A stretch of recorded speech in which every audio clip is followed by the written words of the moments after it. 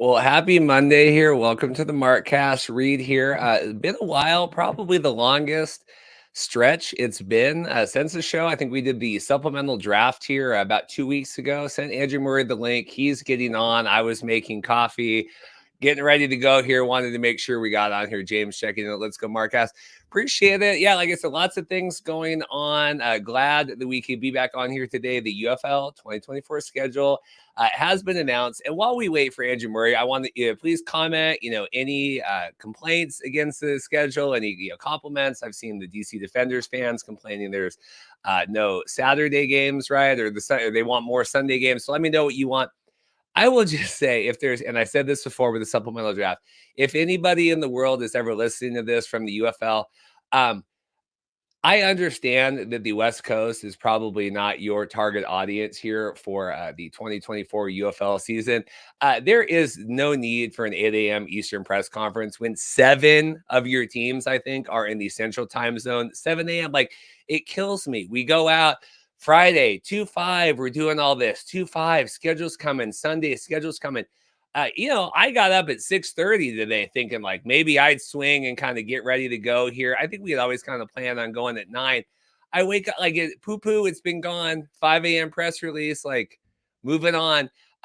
If you want things to matter, make them matter. But it's such a complete fumble of the ball here coming out, Friday into all of this stuff. And then here we go, 5 a.m. press conference. Here's some Pokemon, whatever animated, or here's some emojis, and then moving on. So that's my 2 cents. I am excited for this. As I've said, we will be at the kickoff game here on March 30th. Have all that booked. We'll, posting all of our other stuff, guests and all of that.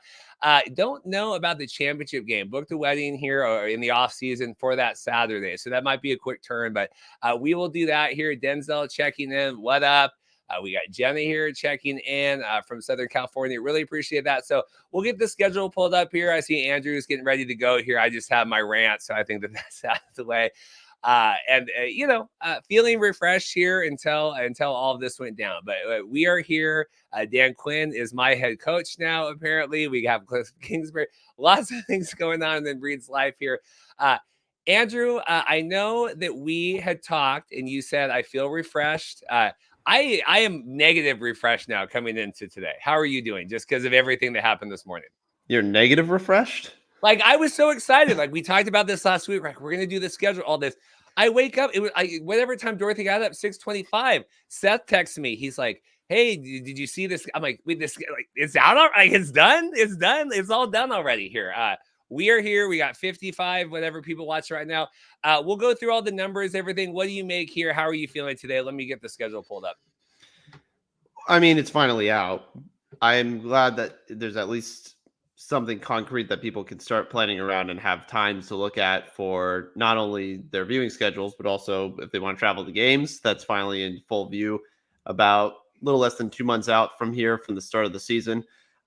I will say the unceremonious release of it is to be expected, I think, at this point, considering everything that we've gotten from both of these leagues the last few years. Doesn't seem like there was going to be a big rollout. The 5 a.m. release time is hilarious for us West Coasters, as you were going on and on and on about. I know for I just wanted to get it out. Now I'm done. I've said my piece. I'm good. I mean, for me, it's all information at the end of the day, but I understand. Look, I mean, we'll go into it a little bit later, but obviously with there being no West Coast teams, maybe there's no appetite to please the West Coast market. So have at it as you will. But that was a very USFL move, I will say, because that's definitely something they pulled off last couple of years. And I understand that there's no teams that really not many teams that are west of Texas. So I understand there's not really a need to placate to them, but still, I understand your your voracious attitude about it. But like, again, and this is what I've said, because okay, Reed, I understand, but I think right, except for DC, 7 of the teams are in the Central, right? Because Memphis is Central, Birmingham is Central, right? St. Louis is Central, all the Texas teams, and then that's it, right? And then you have DC. So like, I just don't understand this. Like, even the USFL in 2022 was that they did like one thing per hour, which like by the end of it, you're like, okay, we're done. But I at least that was kind of a clever way to do it. I'm available for consultation free of charge here if anyone wants to do that. I checking in here. I'm getting everything pulled up on here. But no, so we know all of that stuff. Let's just check in here. We'll get a couple comments we get out of the way. Christina, I got vacation time ready to go. Battlehawks versus Revnex Kaka. Yeah, Christina is one of our new members. If you want to be a member, join. I think it's $1 a month, but it gets your things spotlighted on there. Jordan checking in as well. Andy, any other preseason UFL thoughts while I get the schedule pulled up, and we'll get into it because I want to make sure this is a little timely. Well, I just wanted to say I'm glad that you had that stream with Mr. Vogel, and we were able to get that information out about all the things about the draft, the dispersal draft, all the players that have been reallocated. So having John on there was really great. As far as other information, what is going to come to fruition? I mean, we really have most of the major information. I think the only thing is obviously training camp, see who shows up, who doesn't, who is, going to be in the throes of being acclimated to the team, who's returning.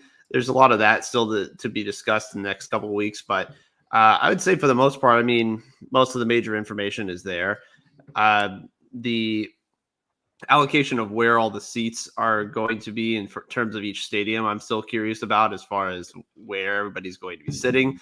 We've seen some things, obviously, your friend, our comrade, I guess, Corey, putting out information about the Memphis Showboats and where some of the seating charts are. Same with the Stallions. That's the only thing that I'm still curious about, but most of the information I think now we have set in place. Yeah, it's funny. I've seen some. I'm just adjusting. I got a new little poster there in the background. You like that? My Winter Classic poster. I've revamped. I have no beard. I did no comments about the beardless Reed here, but that's good. Some interesting seating charts. I have seen the Stallions one. I thought was interesting, and then the Memphis one. It's like we've learned from the XFL. Like we're only going to put people on the one side of everything. I will say, and just a comment as well. I posted yesterday, like, hey, we're going live about all this. Like, not to throw like Mark under the bus, but like Mark commented, Brendan, a couple others was like, are we done with like the recorded shows? Like, at least for this kind of stuff, this is where I want to be. We have comments here coming in, exciting for that. But for the sustainability of Reed's welfare and the podcast, I do think we're leaning a little bit more into this. Not to say that we won't get, but these 2.5 hour pre-scheduled, whatever, like that was awesome. I've had a really busy last month, which is great for like my personal life and just business. But I also don't know what I'm doing for 2.5 hours of pre-produced interviews in the off season. Like I think Hussey and Evan and I are going to try to get together for like a CFL free agency one. So stuff will be coming, but what was I supposed to talk about the last 3 weeks? So we're into all that. So we have here the opening weekend. We knew March 30th, St. Louis Battle, so we knew the DC. I read all this and this off the top. We have the opening one, and then we have the actual. Okay. March 30th here, Birmingham Stallions, Arlington Renegades, who know about that, 1 o'clock Eastern on Fox. Then the other three, we're going to have the Battlehawks traveling to St. Louis, or traveling to Michigan. I think that there's issues with the Dome hosting 4 p.m. on Fox. And then we have the 2 ESPN games on Sunday, the DC Defenders at the Brahmas. Would like to see that open at home. And then the Memphis Showboats at the Roughnecks. I want to talk about kind of the network delineation of everything. But what do you make of just that now that we have the opening slate of games? For the most part, you're getting a lot of USFL, XFL crossover here, which is good. I think you want to showcase that immediately and say, hey, look, I know you thought these two teams were in different leagues. Guess what? They're all together. So that's good. Obviously, most of these stadiums we're familiar with, Rice Stadium being the question mark. We're not sure how that's going to work out and what the setup for that is going to be for Houston. But everything else is familiar. You and I have both been to the Alamo Dome. I've been to Choctaw Stadium. You've been to Choctaw Stadium, so I'm familiar with that setup. Ford Field I haven't been to yet, but obviously they hosted games there for the Panthers last year, so a lot of familiarity. I do think it's funny that the Battlehawks, for the third straight time, are being put on the road for week 1. Everyone makes so much of a big deal about how much home field advantage they have. Well, maybe both leagues, or any iteration of anybody who has ever watched the St. Louis Battlehawks understands that and decides not to get that up. For some reason, doesn't want to like spoil that out of the gate. It's really funny to me that they just keep putting them on the road in week 1. Now, I know obviously it must be like whatever the Edward Jones Dome must be doing something. There can't be like, there's not really enough space for all these teams to be able to play in their home markets the first week. But I do find that really funny. For once again, they are going to be on the road. Well, it's like I think that's the plight of the I think that's the plight of the St. Louis Battlehawks fan. I'm just commenting. Mark, I see your comment here. I'm just commenting some questions we can get to in a minute. Yeah, that's the plight of the Battlehawks fan is we can't we open on the road, we travel. Like I said, at least a lot of the matchups have to do with stadium availability, right? It's the same with the CFL when we get that. I'm like, why aren't the Argos at home? Like, because they got to deal with, BMO Field has a lot of different, what would you call that? Inhabitants, a lot of people using all of that. Yeah, we have Andrew saying motocross is at the Dome March 30th. So that is for that.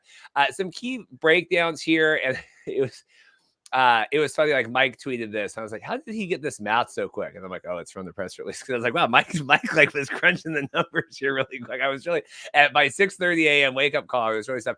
So we know this: 43 UFL games, 40 regular season, the 2 conference, 1 championship game, divided into USFL and XFL. Andy, have we got your thoughts? Because when we were on here talking about this conference breakdown, like that's not how they're going to do it, and I didn't realize it was so controversial. Like, I think this is the smartest thing to do. I think you paid the money for all these trademarks and everything. We're not going to let go of this IP. We're going to keep the conferences. I think that's hot. Yeah, I think we discussed it a lot. At first, I wasn't so sure about the idea of keeping both of these entities around, but now that they have gone through the entire merging process, I suppose it makes sense now that you have the IP still in your back pocket. You still have the XFL and you still have the USFL. So, how much division that's going to create between fans would still remain to be seen. But I do think that there's a lot of positives in terms of keeping both of the IPs and knowing that you still have those copyrights in your back pocket. And again, familiarity, teams and players and fans that know which league both teams are represented by, and not saying necessarily that they're like going to another division or they're going to get commandeered or bought out by another conference. So that familiarity is there. I am really curious to look at some of the TV scheduling, which I know we have a lot of thoughts on, but I will say from the outset, this is fantastic how many different big networks that they have this on. There's none of this FX stuff. There's not all these FS1 games. There's no Peacock. There's none of this. It's just basically network television for the most part. Obviously, a little bit of cable there with ESPN and then ESPN2 and 1 FS1. So you're getting it out there and you're putting it on major networks, which is really good. That's the combined power of having both of these leagues together, and that's what both were missing the entire time because they split the difference, as opposed to when we saw basically an iteration of this in 2020 when the XFL was on all these networks. So we're kind of back to equilibrium here, and we're able to have all the resources and all the network contracts form together again. Yeah, I mean, this was like the prince that was promised, right? This is why we're merging. It's because the XFL,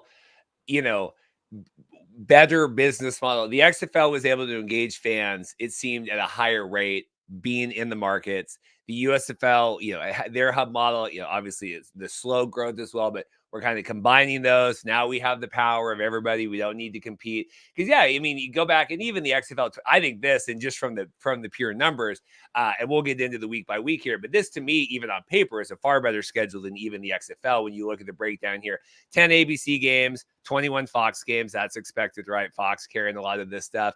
ESPN 10, and then only 2 games, an ESPN 2 game and then an FS1 game. That to me, like you said, this is something you can tout and say, this is, if you're network executives, if you're Fox or if you're, UFL people, now I always keep wanting to say XFL or USL, but if you're UFL people here, like you can tout, we are putting this in the best position. This is why we are merging. Like, and you can say that earnestly, right? I mean, this, by all counts, and we'll get to, there's some, overlapping games and we can look at time zones, but, or at, times that the games are, but on paper, this looks good. And you can earnestly say, like, we are making an effort here to make this work.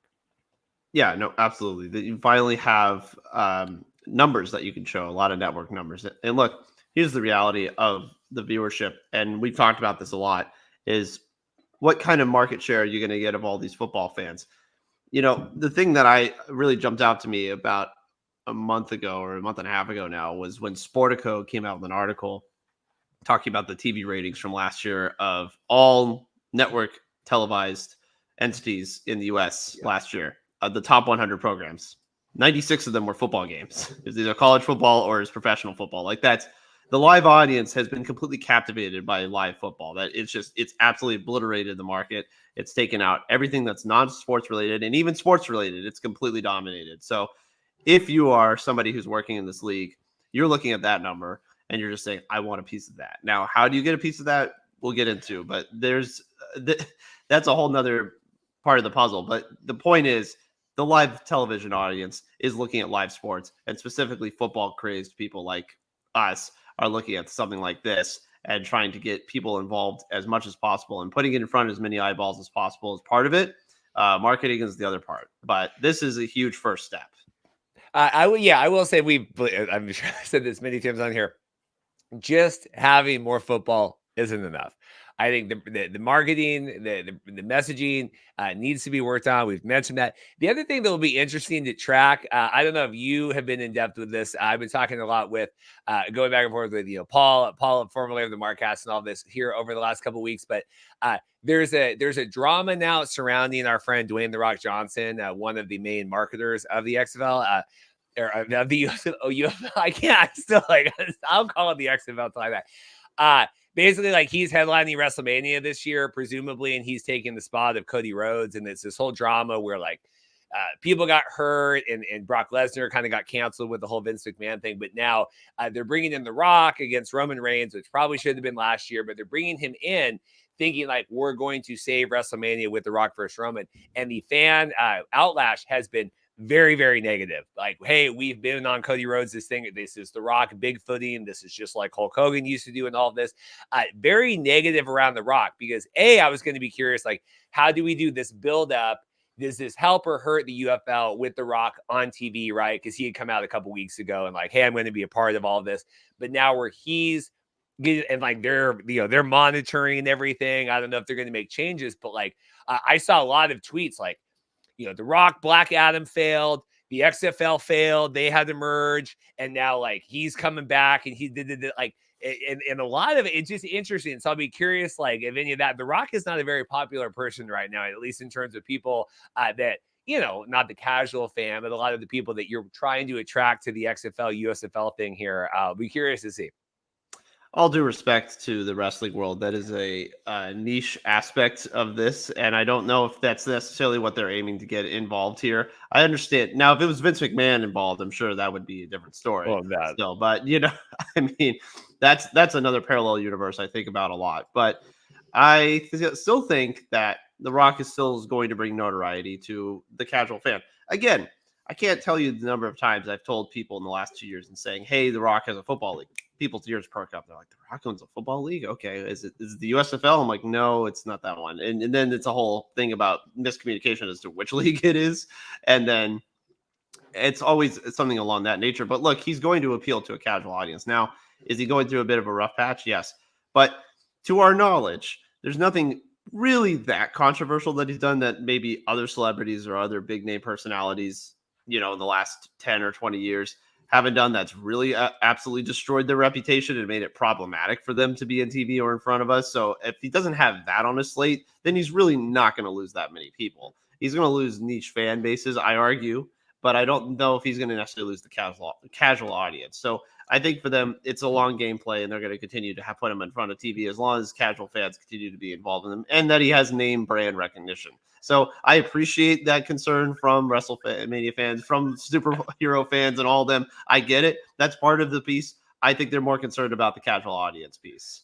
That's fine. Keep in mind, I mean, Raw gets like 1.8 million viewers every week. So, I mean, I think UFL would kill for WWE raise.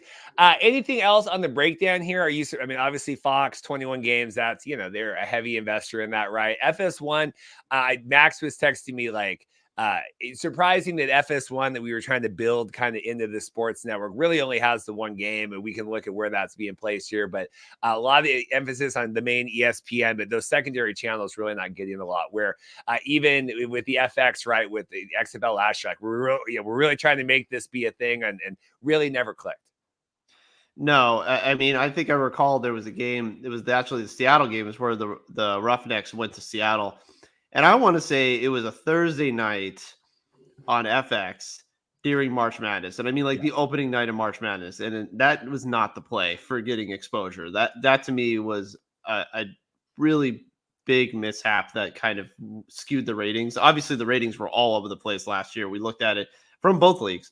Every time there was anything where it was FS1 versus Fox, or if it was FX versus ESPN versus ABC, the numbers were skewed, and that showed. Like people just don't have those cable channels anymore. People are cord cutting. They don't really care for that. They care more for streaming, which it's funny to see the Peacock thing come to fruition now. That's another conversation we can have, which is obviously the USFL tried to get ahead of the, hey, we're putting it on an exclusive streaming game only. People need to come find Peacock. Well, when you have a league that's just still starting up, I don't know if that's going to work. But when the NFL does it, all of a sudden, then you get 23 million people watching it. Of course, people still complained. A lot of people said, are you kidding me? This is not just free. Are you out of your mind? People still watched it, but that's because they had the brand and the recognition, and there was going to people who were desperate enough to watch it. So it's interesting to see that sort of beta tested almost with the USFL, and then it actually happening with a bigger entity. And obviously wrestling has a lot of programming on Peacock as well. So I think it's interesting to see, obviously not, maybe those numbers not being as skewed as they were. Of course, I think ESPN is probably going to still be a little bit less than ABC or Fox. Like, that's just the reality, but it's not going to be such a disparate difference like it was with FX and FS1. The interesting thing too, and I remember I want to read out this press release. I'm just laughing reading this, but like WWE, just to go back to it, has been used as a property in the past to like like Netflix now, right, is acquiring the WWE Raw. I'm like, okay, we're going to use that to draw people to Netflix, right? We're going to pay a lot of money to get that.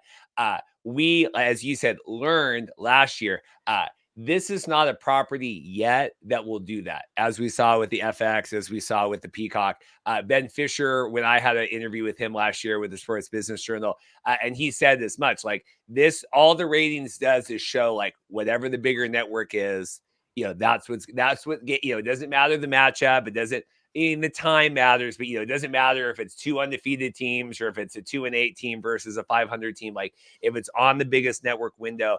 And I think we're seeing that here. I think they've learned, like, we just need to get this in front of as many people in the world as we possibly can, and then hope for the best, right? And we'll see, because if it doesn't generate off of this slate, and we'll go through, the week by week here, I don't want to delay too long here. This will not do it. I was just laughing here where it's like all UFL games will be broadcast on ABC, Fox, ESPN, FS1, ESPN2. Games on ESPN and ABC will be streamed on ESPN Plus, and Fox games will stream on Fox Sports app. All games will be streamed via TV everywhere. What does that mean?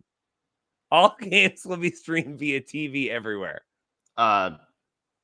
Shouldn't they say mobile device? I think that's a little strange. Is that what that means? I don't know what that means. I think it means just accessible through different TV outlets. I'm not sure what that exactly means. Because you don't stream. It's a very that's a very boomer line, almost boomer generation line. Like, yes, we're going to stream through the TV. That's not exactly how it works. That's a bit it's on the YouTubes. I got to go on the YouTubes here. Yeah, exactly. It's very much for watching the Markcast on the YouTubes here. It's a very odd phrasing there. Also, why did they capitalize everywhere? This press release has a couple of everywhere. It's good. Everywhere. Andy, we're streaming everywhere. As long as we're up at 5 a.m, we're going to stream everywhere. I didn't know that was a proper noun, but okay. All right, so here we go. All right, so we know all this. We know, and because I think the interesting thing was there's a couple of regional games. I think I saw Mike post in the chat or something. So it's not actually streamed everywhere if there's going to be regionally locked out games. We know that we know the stadiums, right? We did the Rice thing that got announced last week, and I think that was the holdup of why we didn't get the schedule. And there's always this word that's the MLS, and I don't know if that has anything to do with it. I think that we need to get the stadium locked down. It's the same thing with Cashman. We got Russ Brandon here through Combined Reach. We have the exceptional platforms they can experience. We're equally excited. Bill Wagner here. We can't wait to kick off. We're excited. Nothing with that. ESPN's Tim Reed, all of that stuff. Season tickets available. Single game tickets will be available for pre-sale starting February 20th and on sale February 22nd. So you can get all of that stuff there. So that is very exciting. Do we want to get into the week by week? Do you have anything else you want to get to before that? We'll talk more about the stadium matchups later, but yes, I am very excited about the week to week, of course.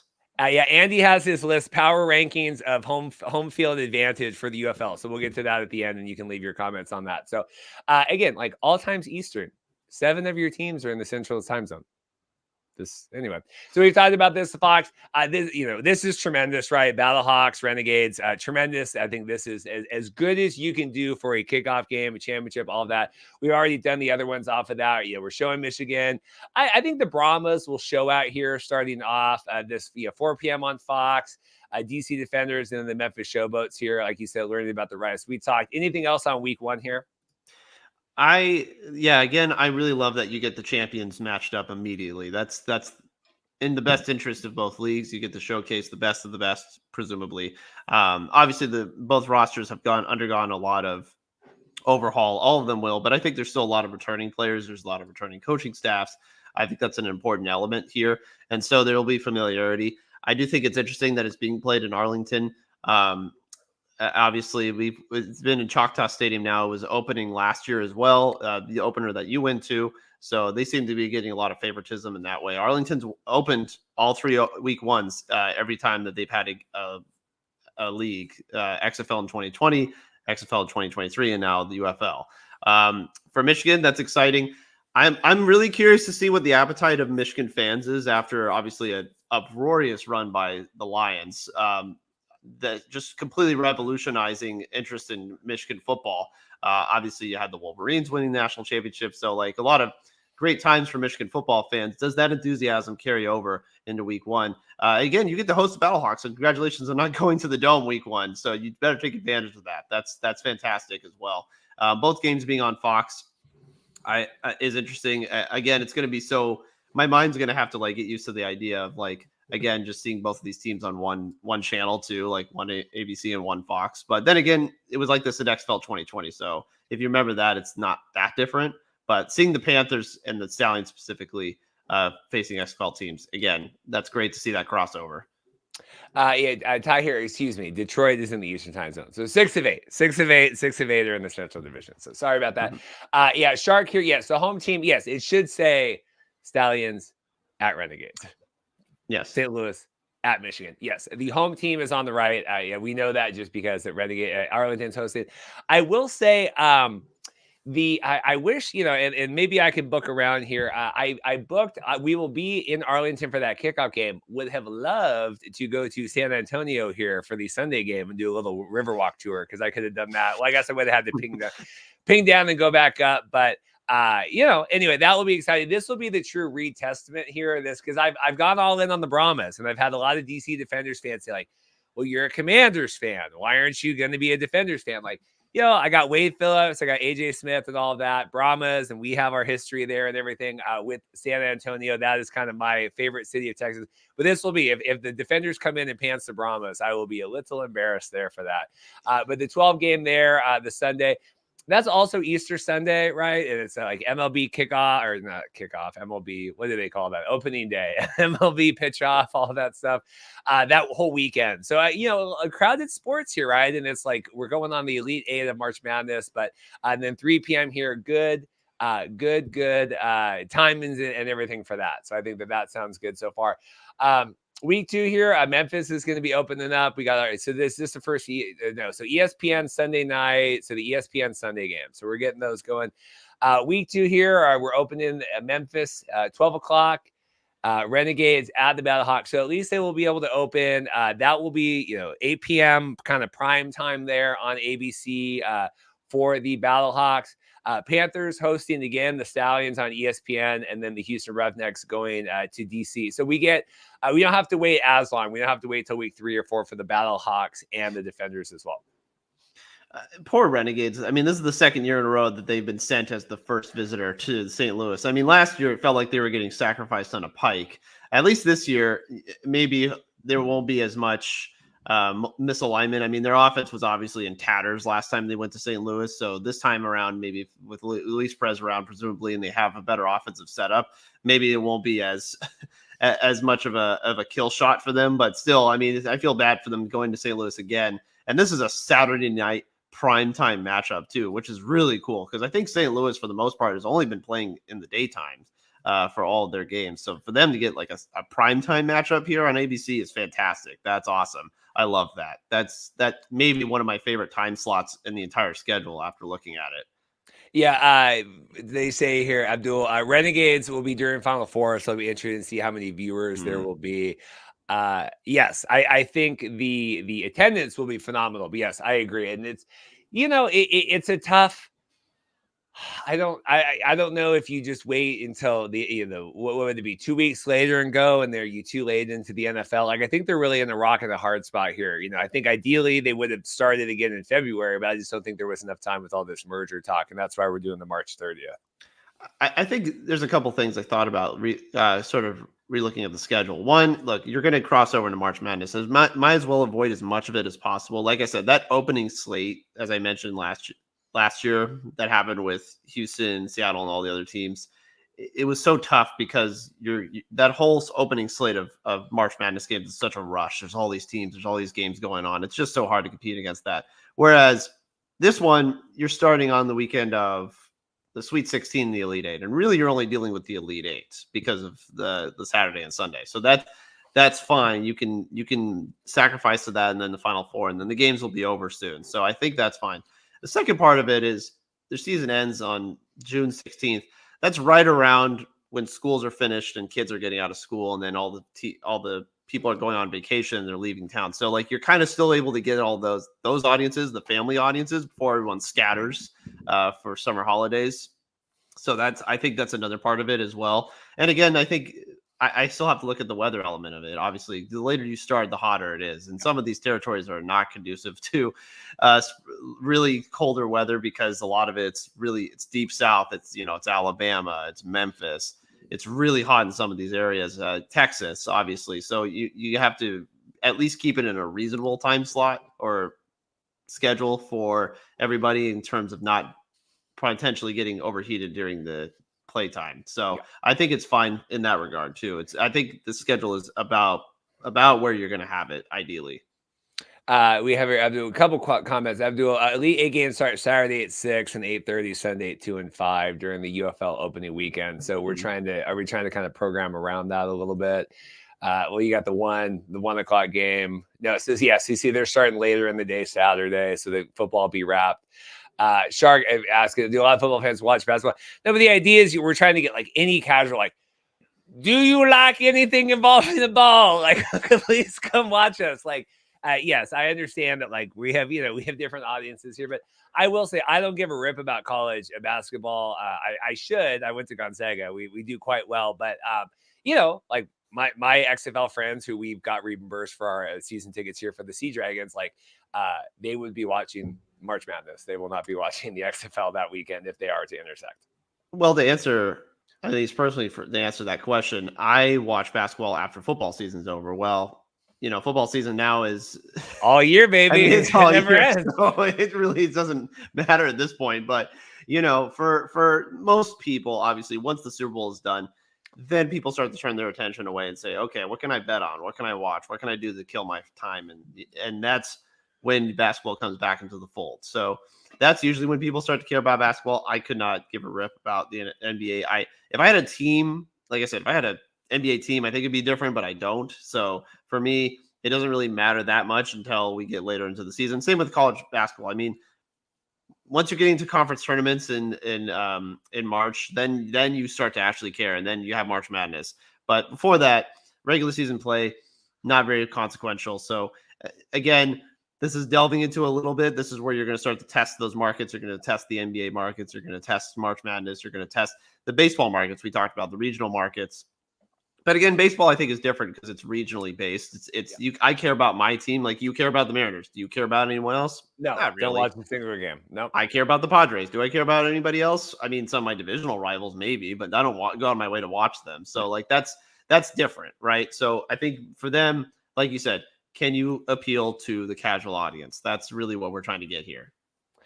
Phillips here has Easter Sunday games, a UFL tradition. I certainly don't like it. I mean, Easter is incredibly early this year. Someone whose wife teaches, and spring break is kind of based around that. It is incredibly early this year with that March 30th. I don't I didn't like that when Andy and I went to Birmingham and that was Easter. I mean, thankfully that isn't like the mom, I'm missing Easter and like I'm disowned from the family kind of thing. We're like, hey, I'm Christmas. I'm going to be gone for Christmas. I got to go to the UFL game. But I think we're going to do it that. We'll talk more about the championship game. I know that Mr. RJ Young is reporting that it's going to be in St. Louis. I imagine that's what it is going to be. I just don't think it's official yet, right? I think that's one of those, like, maybe that got published a little too early. I don't know if I will be at that game. We'll see. Like I said, I booked a wonderful couple at this beautiful hotel downtown here on the 15th. So that would be a quick turn. Already giving up my Calgary BC game that day. I'm looking here at what's happening on the schedule. But the other thing I was going to say, we had a comment, but we'll, Dylan talking about it, he thinks the Battlehawks Defenders rivalry is going to be pretty noticeable this year. I do think that will be, in terms of social media, I was a little impressed with some, unimpressed with others of kind of the stuff we did today with the schedule releases. But I do think, at least in terms of that, whoever is running those accounts, Leah, and I don't know who the Defenders have now, but I think they're doing good. Anything else week 2 here? We can move on. No, well, we'll get into, if we're going to keep going through the schedule, I'll go ahead and get into what I feel about the DC Defenders and the St. Louis Battlehawks later on, but I'm glad they mentioned that because that is something I'm going to bring up later. Okay.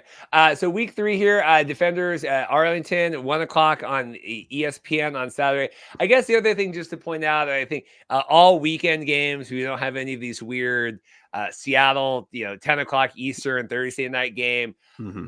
I don't even care, like, for my own, because I'll go, I live 10 minutes from the stadium. I'm happy to go hang out anytime at Lumen or T-Mobile or any of that stuff, our fields. But like, Seattle fans got such a raw deal with all of this, and just the way everything was scheduled, and the weekday games and the late Sunday game, and then obviously losing the team. But if I was a Seattle fan, I would be pretty disappointed with any of that stuff. But yeah, DC Defenders here, Arlington, 1:00. Showboat's taking on the Stallions. We got seeing that now. We're kind of getting into these XFL, USFL in conference. 7:00 on Fox. Again, these are good. I don't know how sexy of a lineup this will be. Showboats at Stallions, but that's good time zones, right? So Sunday noon on ABC, and then at 3:00 on the ABC. Like, this looks like, and these are both on ABC, but looks like Fox kind of programming schedule, at least with the USFL in 2022. We got kind of these two, not too early, not too late games. 9 a.m. West Coast. If we're allowed to watch games, I might be able to check out a game at 9:00 here on Sunday. I think that's great. I love morning football. It's one of my favorite things about living on the West Coast. Yes. I know for East Coast fans, obviously that's a foreign concept, but there's nothing better than like 9 a.m., 10 a.m. football. I love that slate. Again, I think it's cool that you have some of these matchups. The biggest thing that kind of stands out to me is these rivalries that you really have kind of more built into the XFL than the USFL, just from my standpoint. For the Stallions, I think it's a shame that they don't have, for example, like the New Orleans Breakers to play. Yeah. I thought there was something that was starting to form there, and now they're not around. But DC against Arlington, obviously that's a championship game rematch. DC is probably pissed about what happened in the Alamo Dome. Obviously, we had a lot of voracious DC fans that were there and left very disappointed. I think that's a fantastic rematch, and that's in week 3. That's awesome. I also feel that way a little bit. The Battlehawks at the San Antonio Brahmas, that was the first game of the XFL season in San Antonio and for St. Louis, and they had that game where AJ McCarron came back in the last 2 minutes. They showcased the 3-point play, and they showcased the onside kick rule, or the onside play. It was like a real, just kind of a great display of the rules that were in the XFL at that moment. So I think that's cool that you have that rematch there. Obviously, I don't think AJ McCarron's gonna be part of that this time, but it's still kind of cool to get that little rematch as well. Again, Stallions and Panthers. I hope Panthers can continue that momentum and keep that enthusiasm for Michigan football. And Birmingham, Saturday primetime. So they had a couple of those last year. I'm curious to see if the Birmingham fans can start to really showcase why they're Birmingham fans, or why they have so much enthusiasm, because there's a lot of Birmingham fans I think I have interacted with and you have interacted with online, but sometimes I don't see that so much in the stadium. But no doubt they win. When they play at home, they win. So I think that the fans should hopefully get more into that and get to the idea of playing these different teams. And obviously not having the hub and not having so many games, I think will help at least people to kind of diversify their schedule a little bit. So we'll see about Birmingham. The challenging thing here, and we almost have 100 people watching the stream right now. Thank you. Just give it a thumbs up, subscribe if you're not. Please appreciate that. Like I said, you can become a channel member as well and help support. I think it's 99 cents a month, but it helps. It looks good on my analytics when I look at my YouTube channel. The thing, and it's challenging when we talk about some of these markets, and we talked about this when we were merging the things, and okay, what markets are we losing, and what's the USFL bringing in? Like, just sheer and of it, like Birmingham is not the largest market in the world, and when you're trying to attract fans, like San Antonio, bigger, Houston, you have these bigger cities, Memphis, like some of these ones that the USFL are bringing in, like you said, I don't know. You see a lot of the USFL online, right? And like I see a ton, and like even on our channel, like a ton of Stallions fans and Gregory and all of them, and they're always Buckham or whatever the thing, like.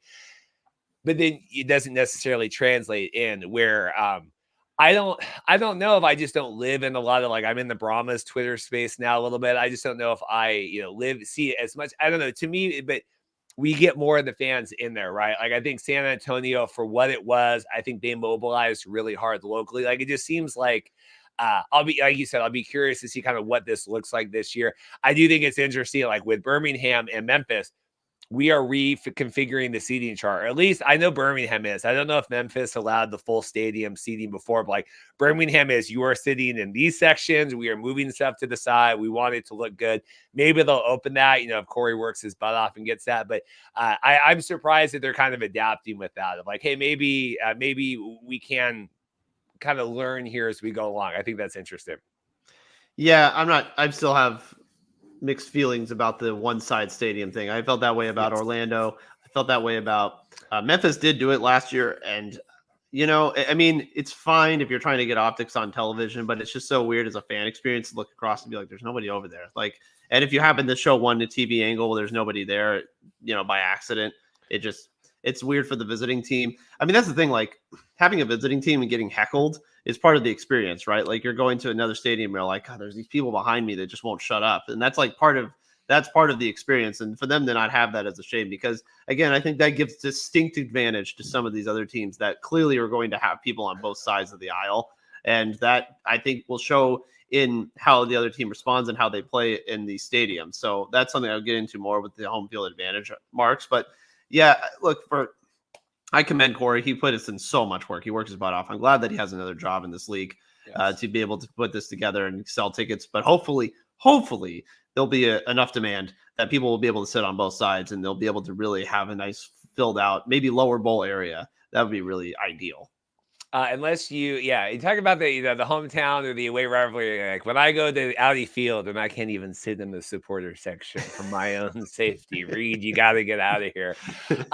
Patrick, Pat Furfio checking in here. Battlehawks are 0-3 against the Defenders. Not really the rivalry we think. And Pat's the St. Louis homer here, so that's that's something. He's right, though. I mean, that's the thing. St. Louis is 0-2 on the road, and they lost in the Battle Dome in a critical game last year that basically decided they weren't going to the playoffs last year. So, no, he's right. They as much tooting and as much tooting of their own horns, and as much as they want to be so involved in their own community and say how great they are, Battlehawks fans haven't really had anything to really celebrate over, and especially over DC. DC has just completely dismantled them every time they played them in 2020 and in 2023. So I think that for Battlehawks fans, it would be catharsis for them to go and beat DC and sweep them this year. But I mean, the Defenders are, I mean, you got to call them a marquee franchise. They really are. They've been to a championship game. They've been over 500. Also, DC has never lost at home. Keep that in mind. They've never lost a home game in both years. So that streak is continuing. That's people don't talk about that enough. I think we always talk about the Beer Snake and we focus on their success overall, but they've never lost at home. So Audi Field has a ton of pride. I will never forget Paul and I going out XFL 2020. We went because the game was like at noon, so we had to go to brunch like so early, and getting bottomless mimosas for 2 hours, and then going to Audi Field and literally weeping while the XFL kickoff was happening. Really fun, really fun. Really fun experience there. We have Evan Williams, aka Evan Wilsmore, checking in here. What really matters is finding a date for our Riverwalk Alamo trip. I know. I booked my flight back from, because I was doing miles from Dallas for that.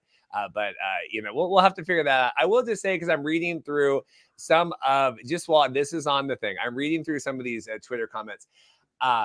Because everyone's like tweeting out, like, I'm watching the UFL, I'm watching the USFL. We need to remedy this UFL, like WTF, right? Like, I don't know. I understand that probably certain things are taken at this point. I don't know if it could. It's at XFL23. We have the UFL logo, but then it's UFL. Like, is that so that Twitter is like, well, you can't change, or you can only change the name? Maybe they're transitioning, right? Because Twitter has all of that now. Where like, if you change your name, you get suspended for a day or whatever. But like, UFL parentheses XFL, like, shouldn't.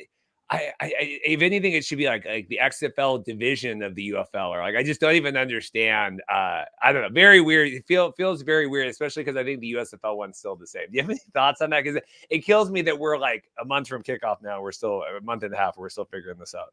Yeah, that part, the parentheses part is weird because, again, it's a combined league, but it's almost as if it almost gives off the impression to the casual viewer. Does the XFL own this? Did they just create another identity? Is the USFL even involved? Are they still around? And I mean, they are. Obviously, they have their teams involved, but it seems, it's like again, you have to be careful about brand identification. And here it's still sort of this nebulous, like, I'm not sure who really owns what or who has what. We obviously know, we have the details, but for somebody who's on the outside looking in, it's a little bit befuddling. I still want to go with the idea of having these accounts, like, for example, maybe the network account saying like, oh, UFL on Fox, Yes. UFL on ESPN. Why don't they have that? Like, just have the separate Twitter identifications of like, hey, this is our game coming up, or you should watch this, check this out. That's fine. You don't have to have the parentheses of like, if it's USFL or XFL, you really don't want to focus on that. That's fine. And you have the divisions. That's fine. But this part is still a little bit confusing because you're looking up there and you're saying, well, wait, that looks like Fox is logoing up on the UFL, but then it's like, but the XFL's next to it.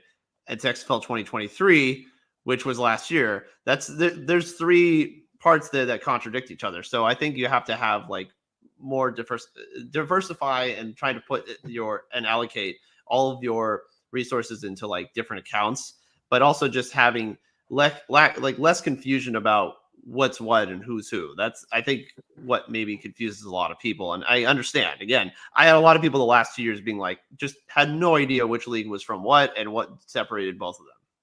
Yeah, because I mean, and I understand it's like this Fox or the XFL one, like 380,000, whatever. I mean, the USFL one is the gold. Like, I understand it's a third of the followers at this point, but like, can you not, like, that's a pay, like, you have got the gold check. Can you not call up? Like, I think that gives you, I think when you get the gold check, you get like a direct line to Elon's office. Like, hey, we need support with this. Like, can you get one of the 4 people that work on Twitter to kind of help with this stuff? Like, anyway, weird to me, but I don't want to get too derailed here. But I was just a little like, okay, what is happening here? All right, week 4, Battlehawks hosting again, 12:30 ABC. I think these like mid-Saturday games do really well as well. I know the first when they filled the dome the first time, it was kind of that mid-afternoon, a good time zone here. DC, I think this will be hot. DC traveling to the Stallions, Fox. So now this has an asterisk. Do we know what the asterisk is? I gotta look at it. Oh, I know what that is. Yeah, that's the regional. Okay. That's the regional time broadcast, because there's games that are on at the same time and they're talking about regional broadcasting. Okay, we're week 4. Oh, and someone commented in the thing that TV everywhere is an app. So I guess when I was laughing about it being streamed via TV everywhere. Okay. News to me. So anyway, so Defenders. So what does that mean here where it's Fox? So I might not, like, if I'm in, like, again, if I'm allowed to watch the games, is that on in Seattle, or is that only like Fox on the East Coast? Like, I don't understand how that, do we know yet? It seems to me like it's a regional pick, as in maybe even if we're now as a West Coast audience, obviously doesn't really matter because there's not really teams that are allocated to the West Coast. But in terms of this, it clearly is saying that there's going to be regional markets that are watching different games, like they do in the NFL. Obviously, Okay, well, so because they're overlapping, right? Okay, I get it. Right, Here. they're overlapping at the same time. Stallions. Okay, well, this is a terrible decision, Which right? begs the question, why? Because now you have games going on at the same time, and also, isn't the whole point of your league to expose as many games as possible to as many people as possible? Why are we splitting the difference here? Why are there 2 games on at the same time in the same time slot? Why are you assuming that there's regional biases baked in? Newsflash, there isn't. I mean, there's people in your own region that don't even know that these teams exist. I don't think this is a model, personally, that makes a lot of sense, because also, if you're going to do this to us, if you're going to do this to the West Coast audience, why does it matter? Why do I care? Why would I care whether I'm watching the Stallions Defenders or the Brahmas Panthers? Now, on paper, I'm sure the Defenders game I'd much rather watch at the Stallions. What if I get the Brahmas game instead and I don't want to watch them? Why are we making those kinds of conscious choices? And also, are you going to offer up a way to be able to watch these games if you don't want to watch them on TV? If what you're getting on broadcast, can you watch it in a different everywhere way? That could be the big selling point for Maybe TV that's everywhere. Okay, so maybe then it's an app, which, again, I don't know if you can sell that right now, because you're still trying to get your league out there. That level of exclusivity is something that really bothers me in today's media. I'm not talking about just UFL. I'm talking about in general. People saying like, "Oh, it's really exclusive." And it's like, why should I care about your product yet? You haven't sold me on it yet. I don't understand why there's this exclusivity that's already baked in here. Again, the NFL can do that, because guess what? It's the NFL. They have all these people. They'll be like, "Hey, look, Taylor Swift and the Chiefs are going to be playing the Dolphins on Peacock. You really want to be involved in this media storm? You buy this subscription. That's fine." And okay, you can piss you off, but they can do it because they know they can get away with it. I don't think they know how much they can get away with here, and that's why it still bothers me. I don't. This part was the part of the schedule I looked at and almost double take that. Why? No one's done this. Spring football does not do this. Well, this is what happens, and I have a question for you here. We got the Sophie's Choice here, but this is what happens. This is if you haven't been a part of spring football, this is the mid-season of the spring football. Start out week 1, like USFL, simulcast, Fox and NBC and prime time, and we're doing all these everything, and then this is the week 5, 7 o'clock Eastern, or it would be 10 o'clock Eastern, the FX game, right? This is once you get to the middle of the season, okay, now we kind of start, we only have so many good chips, right? So, okay, let's give these, we gotta front load the season, and then we'll kind of backload towards the playoffs. This is kind of the middle, and the NFL doesn't really, obviously every season of everything kind of has that mid-season drop, but this is kind of when we're involved in that. Here's my question. Would you rather have 2 simultaneous Fox games, or 1 on Fox and 1 on FS1, or 1 on Fox and 1 on ESPN2, an hour or 2 different? At least here, they're both on Fox. Just depends which game you get. Well, okay. And then I have to ask what the ratings are going to be in those regional markets. So maybe it's a test. Maybe it's a test to see, okay, how much does this region really care about this league in this market? Maybe that's a way of them testing it. But I would rather they just split the difference, or they just have it in different networks and they put it on ESPN or FS1, a slightly different time slot, maybe an hour later. That's fine. I can deal with that. I can channel flip. But this doesn't really make a lot of sense if you're trying to bring in ratings. You're trying to bring in as many people as possible, unless you're just trying to do it as an experiment. Or, I don't know, are these subject to change? Obviously, they've already set the time. I'm going to assume no, because if you want people to buy tickets, you don't want them to suddenly buy the tickets and then shift the schedule and move it all around. You're not going to flex games like you do in the NFL. So I don't really care too much for this idea of this model. Okay, Jenny here. Gosh, I can't even watch all the games. This doesn't bother me as much, because I still think half a Fox audience, or a regionalized Fox audience, is going to be better than where you're going to get on one of these lesser channels. That's just, when you watch these, when they show the coverage of, okay, who's getting the game of the week for the NFL, and it's half is getting Kansas and half's getting the Chargers or whatever, however they delineate that. But it doesn't bother me as much. I think that's going to be okay here. This one, so this week, week 4, this is when you get the articles of ratings decline across the UFL because we got the simulcast games on Fox, and then this is your solo 2 p.m. FS1 game, the Renegades at the Roughnecks. And this will be the decline. The Mike Florios of the world will be tweeting like, this is the downfall of the UFL, right? But I mean, this is the first big challenge here, right? Because everything's been pretty peachy here, ABC and Fox and ESPN. Week 4 is when you're going to be hitting a roadblock here.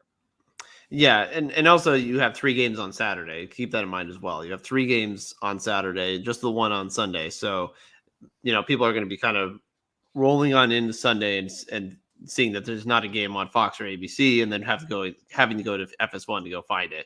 So, and also just from my standpoint, this really depends on how the Houston market looks on TV. We haven't gotten into that, but I'm very curious to see how Rice Stadium looks. And this is a standalone game. Is this going to have as much importance? Obviously, it's a Texas matchup, so the Texas Showdown is really important. But do we brand this? Do we brand this the Battle of Texas? The Texas Throwdown? I still like the Texas Throwdown. I wish they rebranded because I liked that a lot in 2020. That was, to me, one of the best parts of the league. And I mean, I know there's another team, but like these are the 2 original teams that you had in Texas, and I think that that's a rivalry that really exists, and I do believe that there's still a little bit of a little bit of heat between those two entities. I will just say the other thing with the FS1, like again, this was supposed to be kind of the big drawing card of a lot of this. We were going to kind of build up some of these games. I don't know. I mean, the FS1 market, I don't know how well that did, and we'll be curious to see like the Colin Cowards of the world, like how much do they lean into this and Skip and everything kind of promoting this now, because obviously it's Fox, but like I don't know. I'll just be curious to kind of what the marketing is coming out of the Fox side. I will say I've gotten into like I've been DVRing Colin Coward every day, and I don't watch the full 2 hours or however long, but I do watch the first 10 minutes. I usually find myself nodding along like, you're making some good points here, especially. All right. Week 5 here. Brahmas at Renegades. Fox again, back prime time, 7:00. Stallions. So this is another one of these overlapping games. They said this doesn't have the asterisk with it. This isn't the maybe they just forgot the asterisk there. And then Sunday, ESPN at noon, and then Fox at 3. Again, another one of these overlapping games. So, here's a question. Sorry, real quick. When they count, someone tell me, because I don't it's hard to do that now. When they're counting these games, does this each count as a Fox game, right? When they're touting the numbers, right? We have 20 Fox games. What's it's 2, it's 2 is, you're getting that, but it's like half the baby here. It looks to me like Fox has a bigger market share overall, at least in terms of if they're going to get ratings. I think you have the bigger network. You have more network games on Fox. So obviously I guess that would go notched on their belt, and that would see when they're touting this 72% of games, 21 on Fox, but we've already seen 4 of those games with simultaneous. So it's really it's only 17 games. Well, 72% of on Fox or ABC. So, but this year when they're talking 21 games on Fox, but we've looked at 4 of those games have overlapped so far. So that's really only 2 games. If you get what I'm saying, because you're competing against yourself there. Yeah, then that's like notching a few down. So that's not really. That's a weird accuracy issue. I don't know what that means again, because we don't have the standalone game, like you said. I don't know how they're really going to configure this. Also, going back to the regional market share aspect of this, you're playing in Arlington and Houston at the same time. So are we dividing parts of Texas now for watching this game? Is that how it works? Or are you just like you said, is it going to be America's America's game of the week thing like Fox usually does, where they pick one team or one matchup? Are they going to do the same thing here? Because they're both in the same state. So you can't just, I assume you can't just cut one side and say, okay, well, we're Arlington, you go watch your games, and Houston, you go watch your games. That would be really weird to be splitting up Texas. So I wonder if that's another part of it, or if they're just going to have one game that they designate and say, no, this is the more important matchup. The other one gets relegated to some streaming app, like you said, TV everywhere, or whatever it's called. Well, no, I mean, because that's I don't know. I look at that. Because again, I'm trying to adjust my camera. I complimented them at the beginning and I said, look, like this is really, you're really making an effort here. But if two, at least so far, of the time zones, and I'm going through all this live, I like going through all this live as we kind of, react to this. I can't do a bunch of that stuff ahead of time. Two of the games so far cross call, cross whatever against each other. I just think that's interesting. And then we talked about the ESPN 12 o'clock and the Michigan Panthers going on at Fox. Anything else week 5? We got David says, preach, professor. Well, week 5, obviously you have St. Louis at DC. That's one of your first big matchups here. And this is St. Louis's opportunity to get revenge. They're 0-3 against DC all time. This is their chance to get revenge. This is going to be an Audi field, which again, we'll see how the Defenders do this year. But so far, they're undefeated. They've never lost in that stadium. Let's see if they can continue doing that here. That's an early morning matchup on Sunday. I like this match. I just love this matchup overall. I know Anthony Beck and crew just would love nothing more than just finally drive the stake into the hearts of the DC fans. But that to me is like one of the premier matchups of the entire season right there. I have yet to have the opportunity. Well, I guess I talked with Becht at preseason. I guess we talked with Coach Becht at I think he was at the Arizona Showcase. Yeah, he was. But I have yet to talk with him after the season. They're and we had kind of scheduled stuff. And then obviously all this merger stuff went down. But I will say, if I ever have the opportunity to interview Coach Becht or speak with him, I will call him a crybaby for the way he handled losing to the Sea Dragons and then missing the playoffs and all of that. Yeah, like you said, they can kind of redeem all this now, but he was a crybaby. Win the game, you're in the playoffs. Now we're changing the standings and we're changing the playoff seeding so that the Battlehawks can be like, win the game, go play. Don't win the game, go home. Like you're an athlete. You know how this works.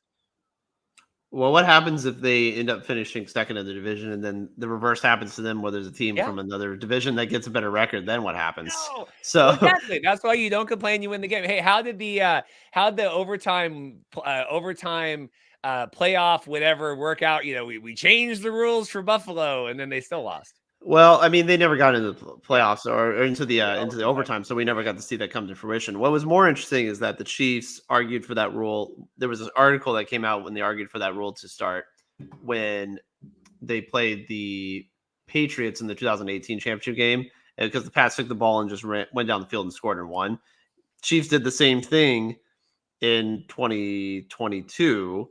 And all of a sudden now Buffalo argues for it and they get that rule change. So it's kind of funny. That almost happened in another universe. That almost happened to the Chiefs, but they just didn't make as big a stink about it. Foosball question here. Every game was on ESPN Plus last year, but pretty unlikely the Fox did. Yes, the ESPN ABC games will be on ESPN Plus. The Fox games will be on Fox Sports, which I think is fine. Right. I mean, ideally there's one app to rule them all and whatever. But I think that, yes, King Mars's question, and we can go back because we have the press release. Games will be broadcast on all ESPN ABC games will be streamed on Fox. Fox games will stream on Fox Sports, and then all games will be so TV everywhere is an app. So I guess if you want, I'm gonna look that up. What is the TV everywhere app? Because that might be the watch TV everywhere. TV everywhere is a type. I'm not getting. I guess it's this. Share this tab. Welcome to Watch TV Everywhere. Well, so no, you still have to log in. You still have to log in with like a cable provider. Yeah, I'm getting the Spectrum TV app on mine when I type it into Google Play. So that's, again, I don't know what that means in terms of being able to stream it from another market. Like, can I, or is it going to be region locked? Yeah, no, I think your best bet, get on, honestly, guys, like with all this stuff, ESPN Plus is so worth it if you can get it bundled. I have it right now with the Disney Hulu bundle, but you can get it on its own. You can get all, well, I guess I was going to say now you can't get the CFL games. I was going to make the further pitch to get the CFL games, but at least getting the XFL games, totally worthwhile. And then the Fox Sports, I think you can pay or log in with your table. I don't know how the Fox Sports app works. I've never used it personally, but I mean, if you have it, then you can use it for your cable provider. But I have YouTube TV, so that's why it's a little bit different. Yeah, Fubo is a good one too. Fubo gets you into all that stuff. You can pull it up on your phone, and then you could even, like, when we're talking about, well, it depends how they do these simulcast games, but like I don't know, maybe you could VPN through and get one if you really were kind of curious that way. So anyway, all right, yeah, week 6, Stallions at Showboats, another early ABC game. They really like these noon. I think that's a good, like, what else are you putting on Saturday at noon on the ABC? Yeah, Roughnecks at Battlehawks at Fox. So early games that day, Sunday, 1 o'clock and 4. Brahma's going to Defenders. But see, now we're kind of back to normal, 1 ABC game and 3 Fox. And these are all standalone games. So that'll be good. Yeah, so it seems like week 4 and week 5 are experimentation for the region markets. We'll see. Yeah. Like you said, all the ratings articles will come out after all of those games. Just be ready, because people poo-poo on us when we talking like, oh, you hate the USFL. You're talking like the numbers. Those are the people to yell at. Like, those are the people that check in once and then tune in week 5. They're like, oh my God, why did the ratings fall 80%? It's like, well, because there was 2 games on the one. Like, yes. Yeah. So we'll see how that all pans out. But again, Houston going to St. Louis. I mean, that's a huge matchup already. You got that's again, it's I know it's called the Battle Dome. I like to keep calling it the Thunderdome, but I think that's going to be a big matchup again for Houston and for St. Louis. But every game in St. Louis is going to feel like it's the end of the world for any team that walks in there. I think in the question too, you were talking about the Rice Stadium of it. I should have asked you this question back when we were talking about the Houston home games, but how Rice Stadium will look. Is that because it's a new stadium, or because the league stole the Houston Markets team, rebranded the team, and they gave them a team that wasn't, and now they're the Roughnecks? What? Why the hesitation? I think the thing about it again is that, okay, so first of all, it's not your team that you had last year. The staff is different, the players are different. It's the, as we like to joke, it's the gamble necks. You know, it's the gamblers actually being on the Houston Roughnecks team and roster. So that's a little bizarre. But second of all, you're moving venues now. So you were pretty situated at the University of Houston, and now you're moving over to Rice. So, you know, does your audience understand that? Are they going to look for that? Are they going to be able to go to Rice instead? I know Houston is a very sprawling area. I've actually been on the Rice campus. So, I mean, there's plenty of people around, but again, you're talking about your core audience. So they're going to be able to follow you along. So there's that aspect of it as well. And also just the general confusion as to like who's actually on the team and who's not and who's coaching. So it's not going to feel the same. So I just wonder what the response is going to be. Or if people look, maybe people don't care. I don't know. But again, there's not really a familiarity with the Gamblers brand or any of those players or any of those coaches, but they're being transferred into the Roughnecks, and the Roughnecks brand is still around. I just wonder about the people's general reaction about like, okay, where are they playing and who's this person? Where did they come from? Wait, why is my coaching staff over in San Antonio? Like, people are going to have to start piecing that together, and we'll see how Rice Stadium looks. I am curious, but the numbers there are something that I just wonder if Houston's really going to have much of an advantage overall with that setup. I think it's a mistake. I mean, I've said this. I think it's a mistake to. If that was my team, I would have difficulty cheering for a brand that's existed for 3 years. You know, that played. Was it 10, 11, played 16 games. Like, I don't know. I would have trouble with that. I would keep the players, and all of that stuff. Darren, have they thought about giving Rice students discounted tickets to fill the stadium? That is an excellent idea, Darren. We should email, email Jeff here. You got the email. If you go to UFL.com, you got the email on there. I think that's a good idea. Sorry, Andy, I absolutely agree. Honestly, with what Darren's saying, I wish that a lot of these teams did that, and any local university that they were able to give promotions and saying, "Hey, you should come on in and like bring all of the, bring the student energy in." Like, that's if you want to make this league different. I think it's not only just appealing to people who follow professional football, but what about people who follow, like, for example, college football, and say like, "Hey, there's all these semi-professional athletes. Like, you're pretty used to watching college football, which is, in a sense, it's its own level of amateurism."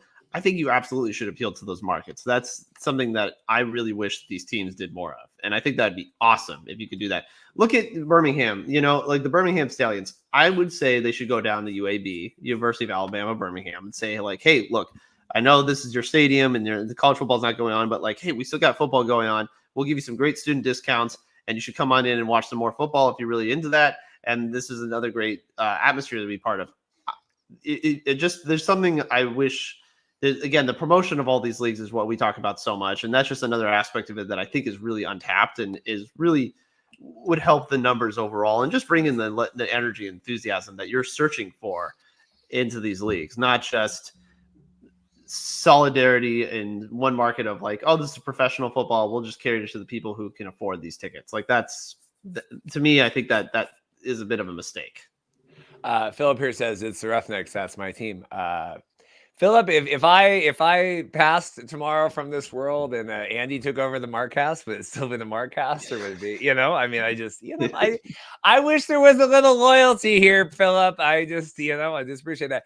The other thing, Darian's asking, when will rosters be finalized? We did the supplemental draft. That stream was like, what, 2 weeks? Was it Monday, right? 2 Mondays ago. And then people reported training camp February 24th. So then they'll do that, and then they'll do cut downs before the season. Am I missing anything there? Yeah, there's a cut down in March. I can't remember the exact dates, but but obviously that'll be a week or so before the season actually starts. So, I mean, the numbers will start to come in 2 weeks, but the final cut down on the rosters won't happen until going into March. So obviously they have about, I want to say 6 weeks into until they actually start the season. So there'll be time to allocate and go through all that. I wonder maybe if it's the same as like the NFL schedule, where it's like training camp, you have that month and a half, and then the back end, the last 3 weeks is when you start to do all the cut down on the rostering. So that, I would imagine that's part of a similar setup. I have to double check those numbers. One more comment. We'll get the next. Andy, I'll have to hop off here for a second. You got people coming to the house, and we'll work through this. We'll get out of here in a timely manner. All right, Hustle. I do. Asking how the USFL teams will deal with road atmosphere. I do like that running narrative as a joke of like all the XFL teams have an advantage because they'll have fans in the stands, and the USFL teams will go like, "What is this?" I just think that's funny, but. I mean, it's two specific teams that I can think of, but I'm again, Orlando had the same thing. The Orlando Guardians had the same disadvantage, where it was like one side of the stadium, there's all these fans, but there's nobody on the other side. Vegas, I mean, Vegas was just a quagmire for anybody, so it really didn't matter who played. I think it was just not fun for either team. I think it was a home field disadvantage for a lot of people. Seattle, I mean, I know you guys, there was maybe less numbers overall, but I mean, I think the Seattle fans were very enthusiastic. So, you lose that market. But again, here's my other thing. And I really want this. I want this league to be transparent about this. Please, for the love of God, please give us the attendance numbers, especially from these USFL teams. Don't treat them like the nuclear codes. I do not want this. I don't want this unfamiliar. I do not want this second guessing. Trying to battle with people about what numbers were actually there is insane. I don't want this anymore, because people can eyeball anything and say like, well, I think it's this or I think it's that. It's asinine. Just please report the attendance numbers, because then you have a better idea of who's there and who's not. Okay. The XFL did it. The USFL did not. I don't want people to giving some presumption of how many people were actually in the stands. I want solid numbers. A couple comments here, questions, that we'll get back to this. Shark, do you know if the UFL team still own the rights to the college USFL draftees? I would imagine so. I mean, it's like, they would have to be interested. It's like the negotiations list in Canada, right? Like if you come to play in the CFL, like, we have kind of first dibs on you. I imagine that's the same with the people the XFL took in their, what was that, the rookie draft that they did, because they each did one last, the USFL did one in February, and then the XFL did one. The other question here, this is a new commenter I haven't seen. Jack and Jamie, I'm new to spring football. Do they have training camp live coverage? With the XFL stuff, with both now, with the UFL, everything will be in Arlington, right? So it's not like a traditional where you would have all 8 teams doing training camp in their home markets. We do a pretty good job of getting XFL people on. I know we had like Jonathan Heimbach and some of the coaches on last year, kind of from Arlington, talking all that. I know Anthony Miller, who writes for the Sports Illustrated now with Mike Mitchell. He lives in the area. I imagine Anthony's going to get some access that way, just because he's in the market, and he will certainly come on and talk, and we can talk with we'll get player interviews and all that stuff. So it's not in their traditional sense, but when we get back to our regular Friday episodes, we'll get some pre-recorded interviews that way. I think you're going to have pre-recorded material. I don't know about live coverage. Like, is somebody going to be on the sideline with a camera?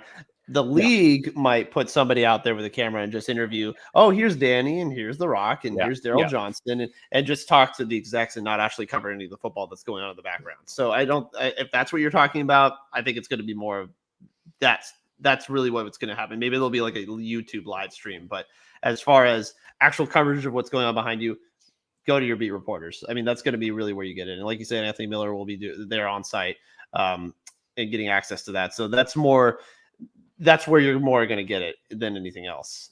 And speaking of Anthony and Mike Miller here, speaking of Anthony and Mike Mitchell and their endeavors, it could have a big announcement here coming up, maybe even today on Twitter involving kind of the future of the Markcast as well. So that could be exciting. Let's go back in week 7. 1 o'clock ESPN. We're going back to this. Arlington Renegades hosting again.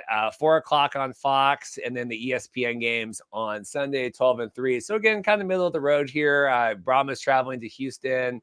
I'm Philip. I'll star your question. We'll get to it in a minute. This will be a good one. I think Battlehawks at Stallions hosting. Hopefully the Stallions fans show up for that. Kind of any takeaways here? That's fun. That's a matchup that a lot of people wanted to see. I think for the most part, you'd really love to see the Stallions go to the Battlehawks arena, but having the Battlehawks travel to Birmingham is a really fun idea. That's one of the first matchups you think of when you are conceptualizing the idea of these leagues combining. Again, Showboats. Every time I see the Showboats in the schedule, I just look at them and go, I don't know how good you're going to be. I'm just not sure. I hope they're at least decent, but it's an okay matchup as a pallet starter on Saturday. But that Saturday 1 p.m. Stallions Battlehawks game, that's a marquee matchup. You get the Defenders on Sunday. Once again, it's a morning time slot for West Coast, Central Time, Mountain Time people. Brahma's at Roughnecks.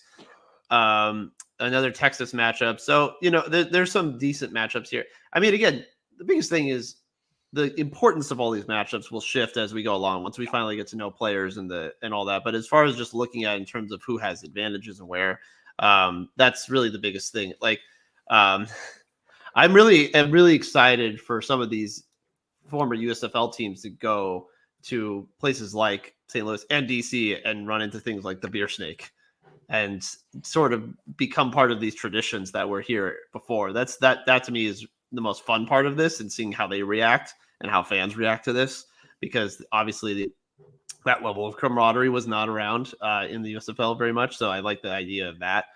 But now there's some decent matchups here in week 7 as well. What did we say here? Abdul, Professor Dowdy and Chef Cookus. Wow. Chef Cookus, look, they got to fix their offensive line. I have had a lot of problems with their offensive line. The Stars' offensive line has been awful for 2 straight years, and it's gotten a lot of their quarterbacks killed. That happened to Brian Scott. That happened to Case Cookus. That's happened to a lot of guys who have been behind center for them. I want Case Cookus to play well, but I need to see that he has actual protection, because he needs it. When he has time to throw, he makes some damn good throws. I just need to see consistency up front and the offensive line. But I want Case to play well. He just, when he was behind that Stars offensive line, it just wasn't fun. We have fun chats going here in the comments in the chat. Week 8 here, Showboats going again. Michigan hosting, later o'clock, 4 o'clock Fox. This is it. So now we have another one. So this is the sole ESPN2 game, 8 o'clock. Houston Roughnecks at Stallions. Again, I look at the Stallions logo. That to me says kind of more of a sexy matchup, right? I know it's the pedigree of the Stallions versus if I'm looking at the Showboats, it's not really necessarily as interested that way. And DC Defenders here going to St. Louis. That'll be a good one. Sunday noon, and then Arlington Renegades going to the Brahmas at Fox on 1 o'clock. Once again, you are deciding divisional hatred, and also in terms of playoff matchups here. DC going to St. Louis. Look, this is your second crack at it, St. Louis. If you really are serious about taking down DC, you do it this time. This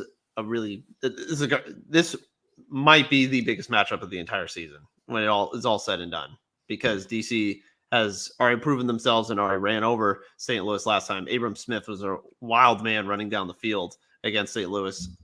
The Battlehawks, we'll see if they can have their home field advantage here. I mean, that fan base is going to be so ready to jump on DC, but this is probably the biggest matchup of the entire season. I really am excited for this nice Sunday morning matchup. Kind of wish it was a little bit later in the day, but I mean, as far as it being a standalone game, this is fantastic. Arlington going down to San Antonio.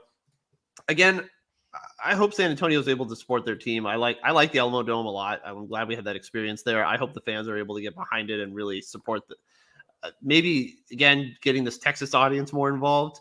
I'm glad it's not like a late Sunday night. I mean, it's 6 p.m. their time. No, sorry, 3 p.m. Excuse me, 3 p.m. their time. So it's not like some of the matchups we had in the problem with the XFL sometimes last year was we had these late Sunday night games that really just crushed people in trying to get them to come to the stadium. So having them closer to the midday matchup is good, I think, and not having it be like, hey, it's 7 p.m.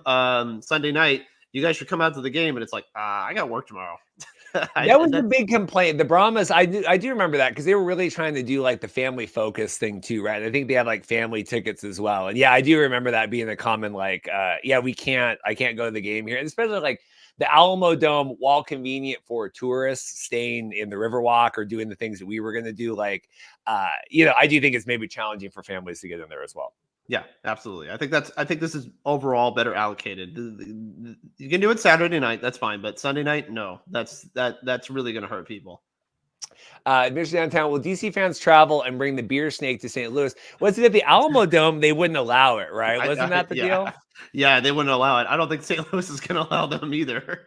Yeah, it's one of those things like Audi Field, I think being the soccer stadium and outdoors, I don't know if that has anything to do with the different policies and just kind of the backlash they had with kind of the throwing lemons and all of that stuff. But it could be another fun news story that way.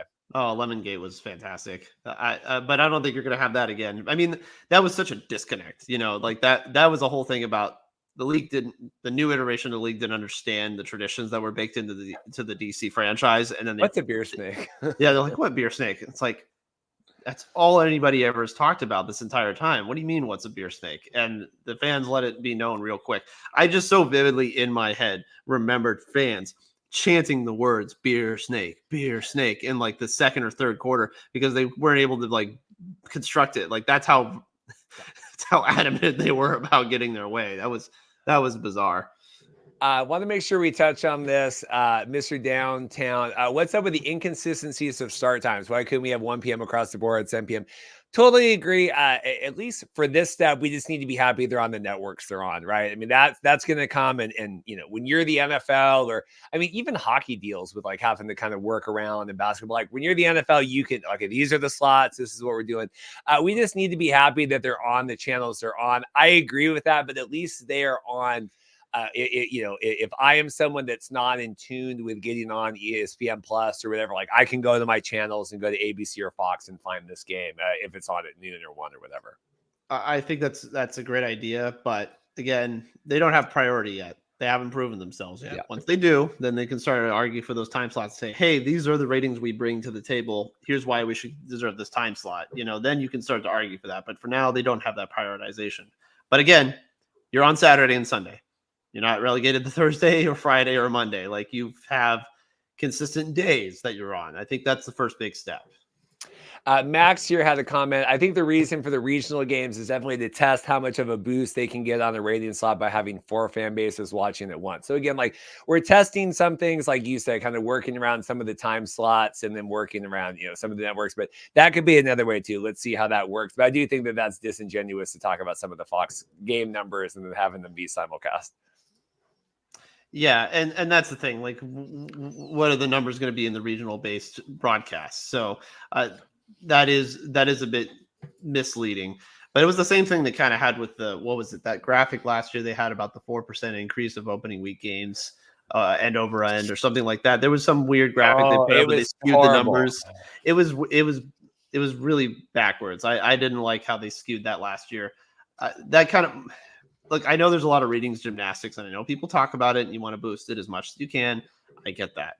Because there are going to be the negative articles. You know that there's going to be negative backlash when there are inevitably dips in ratings. But that to me was kind of a bit disingenuous. Well, what they did was they took the entire year of the USFL ratings and averaged it against the week 1 of the Yeah, USFL season 2, and they said that there was an increase on that. the 1 week, 1 week. Here's And a good question. Abdul, could we see Friday night games next year in Fox because they won't have SmackDown? I don't mind that because Fox has built that into a good time slot, but that is also very wrestling dependent on that. I don't know if I would stick with the Saturday, Sunday games, at least right now. I think that's the thing. I think it's a wrestling idea, right? Look, the CFL, for example, knows that they have games on Thursday and Friday, right? Like they are like Friday night, not Friday night lights, but On the Friday night. yeah, like they that's their thing. They love that. They love the Thursday night matchup. It's like, okay, fine. Like that's their way of dealing with the market. But the UFL does not have that yet. They do not have that idea. I think it's a cool concept, but again, I don't think you have people that are going to go out of their way to watch on Thursday and Friday night. I just don't. Saturday and Sunday. I always thought that Saturday and Sunday was always seen as like alternative programming, anyways, for people who didn't want to watch college football or NFL. So I think that's again why Saturday and Sunday make more sense. Yeah, I think at least right now we're really they know like if you're on this stream right now, you're gonna find the game, but they're trying to get to the people that are more casual that way. Week 9 here, Battlehawks going to the Renegades, 12 o'clock ABC. Stallions at Brahmas, a couple of ABC games here, 12 and 3, and then again to me at least these are nice and clean. There's no we had some of the weirdest time slots, and then we have it. Well, as soon as I say that, another simulcast here, the Fox. So we have 3 simulcasted games here: DC Defenders at Showboats, and then the Panthers at the Roughnecks. So that's another one of these delineations. Yeah, you're starting to get a lot of Texas-based matchups here, right? Or excuse me, yeah, it's starting to get a lot into the deeper parts of the year. Now you're starting to get into Texas in late May. It's going to start being a little bit hotter. Notably, there are 3 domed teams in this league, so you can be able to control temperature settings there, which is good. Obviously, you can't do that in Arlington. You can't do that in Houston, but you can do that in San Antonio. So, and you're going to be in Memphis. So you're going to be in the deep South here, and it's going to be probably a bit toasty, but again, not as bad as if you were playing deep into June or that beginning, that July 4th matchup in Ohio, obviously. So that's just something to keep an eye on because the XFL has not had that yet. They've had mostly temperate conditions to deal with, but really focusing on this Texas market here again, really just consolidating everything and being able to have all these fans be around for the Texas matchups. I'm making the funny thing here. There's been a gentleman, I assume a gentleman, Bill Alexander here in the chat that's been a really like we're terrible and we don't know anything and you're wrong and people are yelling about. Bill commented here, these dudes don't even know how loaded the boats are. Bill, this is you right now. This is you at the party by yourself in the corner. We're having fun, so appreciate it. We got 100 people watching right now. Really appreciate everyone. Like and subscribe. But Bill, welcome you. Be a part of it. Happy to have you on the stream. But we're having fun here. So if you're going to be pissy pants, you can do that. But I just finally, it's been going on for about 20 minutes. I want to dissuade you in your education of the professor. That's fine. We'll see when the games are played. Anyway, so back to the schedule here. So we'll see. But another one of these simulcasts. So what is that? Week 4, 5, and 9, I think, at this point. So we'll see. I'll be curious to see. This is a good test, I think, moving forward. I think so too, and that's a really important aspect here. So we'll see proof of concept how this works. All right, Andy, go take care of your plumber. Hop back on here. I'll do some questions here. Andy will be back in a second, and then we'll get to week 10 here. If you guys have any other questions about the schedule, we'll get to all of that. Yeah, people enjoying the Thanks tree and noticed it, all of that stuff. So that's good. Andy's got a plumber. He's got to let in here, and then we'll get to week 10. But if anyone else has any questions here in the meantime, we had a question talking, Andy here, whether Friday night would work maybe with an expansion. I'm not opposed to it. Again, I think right now we just need to get to Saturday, Sunday, whether it's noon or 1 or 2, kind of get all that going. I think we need to just any casual fans who we can get to on this, I think is the goal here. If they keep a late March start, leads itself to expansion. I know that that's the buzzword. I know that that's how we get a lot of YouTube stuff right now. I got a lot of clicks on that. We got we got to get one season with 1 million plus under the belt here, and we'll go forward with that. Sharks talking about which team has a hardest schedule. We'll get to that. We'll get to that here. At the end when we kind of get through the late games. Jan talking, love the Saturday, Sunday games only. I would agree with that. I think, again, normalizing here, the Thursday games were really tough going through all of that stuff back last year. Mr. Downtown, when we come to the bullpen in San Antonio, I need to get down there again. I wish I had gotten the full schedule before working through the kickoff. We will, going down Saturday, we'll do our live show, everything. We did that back at Choctaw back last year. Should have lots of fun guests. I'm sure Greg Parks of the world and Pat and Andy and kind of everybody will be on that. So it should be a fun time. But yeah, would love to do that Sunday game in San Antonio, but that might be a little too much to swing here going back through. Going through the comments here, people enjoying my meme. That was funny. I did like that. Question here: doesn't Fox have ownership in the UFL? I guess our biggest competition would be baseball for the afternoon and NASCAR. Fox has the rights to that. Yeah, so there's always kind of scheduling gymnastics that way, and again, kind of the whole reason Fox got into this back with the success the XFL had in 2020 was, having the programming that they own, that they kind of air midweek or midday on Saturday, Sunday. That's easier than I don't know, airing old movie recaps or anything like that, a repeat. So we'll see. I mean, they can schedule around, but ultimately, I think, the NASCAR rights, they go with that. And obviously baseball, even if viewership is regionally based, I think you're going to get them prioritizing a lot of that stuff. Matthew, Battlehawks are going to whoop the Panthers. Kaka, excited to see. I think the Battlehawks, I don't always love the cause, the law, and all of that. I get a little tired in the St. Louis and podcast, and I love Jason and all of them with the X Fan Show, but a lot of shilling for that. But it's exciting there. And then we'll get Andy back on here. Sam, all 5 Renegades home games are Saturday. Yeah, I did see DC complaining that they complaints about that Saturday, Sunday, kind of the games that were going on with that. Andy is back. The plumber has been let in. We've gone through comments. We need to talk, and this is kind of hard right now because we don't know rosters. We're talking like difficulty, strength of schedule. I don't know if we're at a point right now where we can talk about that, but let's get here to week 10, rounding out the season. Panthers at Stallions on ESPN noon. Fox, the San Antonio Brahmas, St. Louis Battlehawks, Renegades on ABC, and then we're closing out with a 7 p.m. Fox Roughnecks at the Showboats. Yeah, again, you get to close out here with DC. That's fantastic. That last second to last game on Sunday, so home field advantage for them. Maybe they'll be able to use that and allocate that into possibly having a home playoff game. The Showboats again hosting the Roughnecks.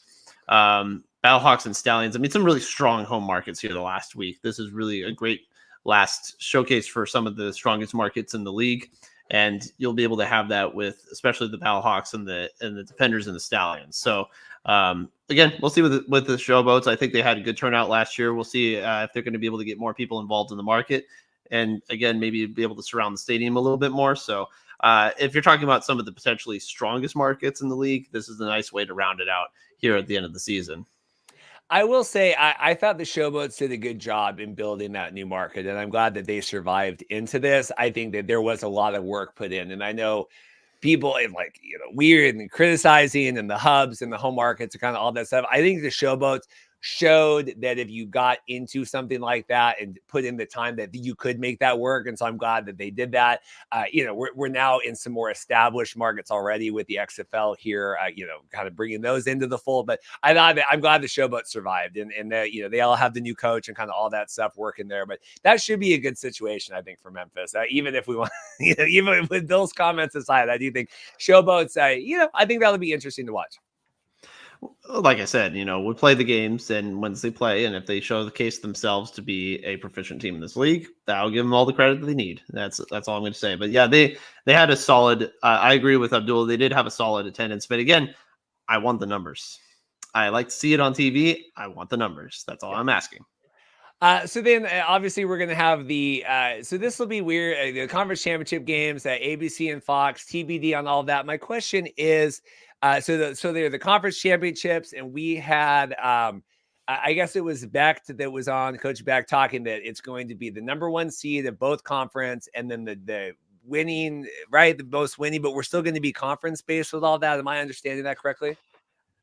Well, I mean, I don't know if it can be conference based because there's got to be crossover, right? If there's going to be a team that comes over from one of the other conferences that has a higher winning percentage, then they would cross over to the other to the other league. Like if you have 3 USFL teams and 1 XFL team there's only one that has the winning division that has won the division, and then you have 2 USFL wildcard teams, I guess you would call them, and I would presume one of them would then cross over to the other league. So I guess it'd still be a conference championship. I guess it'd be weird because then you potentially could end up with say 2 USFL teams or 2 XFL teams in the championship game. So I'm not sure how that works really. It's a bit weird, but I mean, if that's how it is, I mean, theoretically that could also happen in for example, in the Grey Cup, you could have a team crossover. I know it's not really ever happened very much, but you could have that theoretically happen, right? And they're not going to be like, oh, we have Western Conference and Eastern Conference champion. It's kind of, I mean, you could, but then it becomes weird because another team takes over. So that's really the best way to look at it is just win your division, just win the division.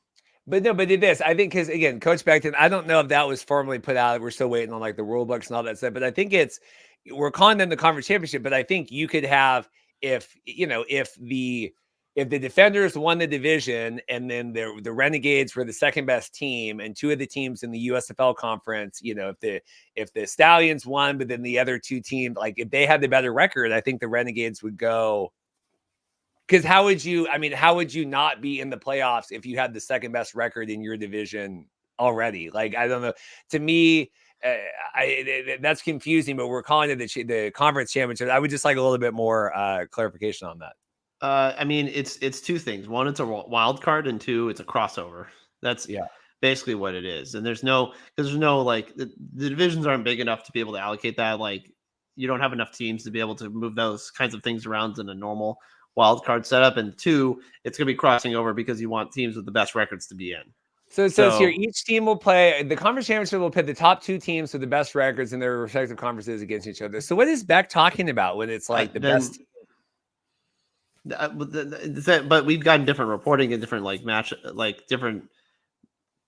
I feel like we've had other information that said that wouldn't be the case. It was going to be someone with the best record that would be crossing over. I don't know. This is from, I mean, I would trust this in. The conference championship will pit the top 2 teams with the best records in their respective conferences against each other, which would obviously put you in the second place in that division, right? Well, then somebody's going to lose out, and there's going to be a really pissed off third team if they have a better record. We're going to be in the same boat we were last year. Yeah, Sharks here says maybe they changed it back. I mean, this is the press release today. So whatever Beck heard, and that's why I did not, there's sometimes I might talk about something on a show if I've heard something, but I'm not necessarily putting that out in the ether on Twitter, right? And there's I saw the Beck interview and I saw that, but I wasn't retweeting that because this is from this, so that will be the top 2 in each. That way, you guarantee yourself an XFL versus USFL. Yes.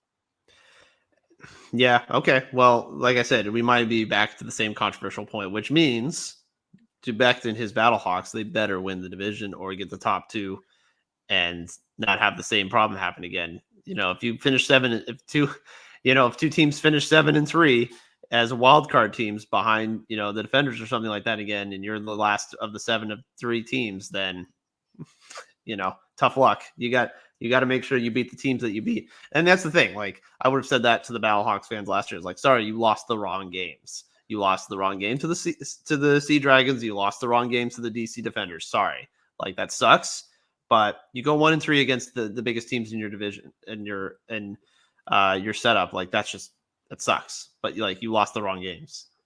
Yeah, so let's talk here championship. We'll get some comments and we'll get out of here. I think I want to keep this under 2, and I know Andy's got to get to work and stuff like that. Obviously, TBD UFL championship. RJ Young putting out in his article on Fox, and we've seen that before. Remember, they have the incorrect Fox numbers from the Michigan Panthers game, and then they changed that. But at least I checked, and I have the screenshot that he is saying the game is going to be in St. Louis. Let me see if I can pull that up can I drag that into my browser? Here we go.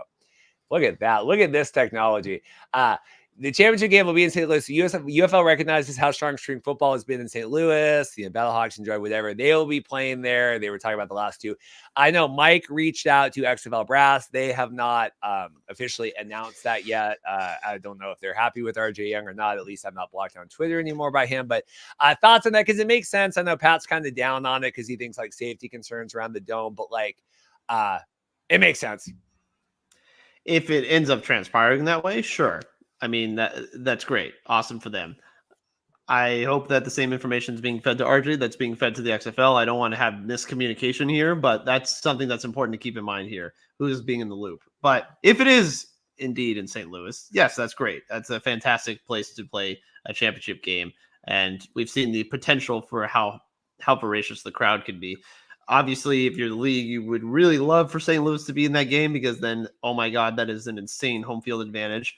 But if they're not, then I think you'll still draw decent numbers. You know, the Alamo Dome, I think, did a decent job of hosting last year the XFL championship game. It had decent numbers. I think St. Louis could do the same, if not better.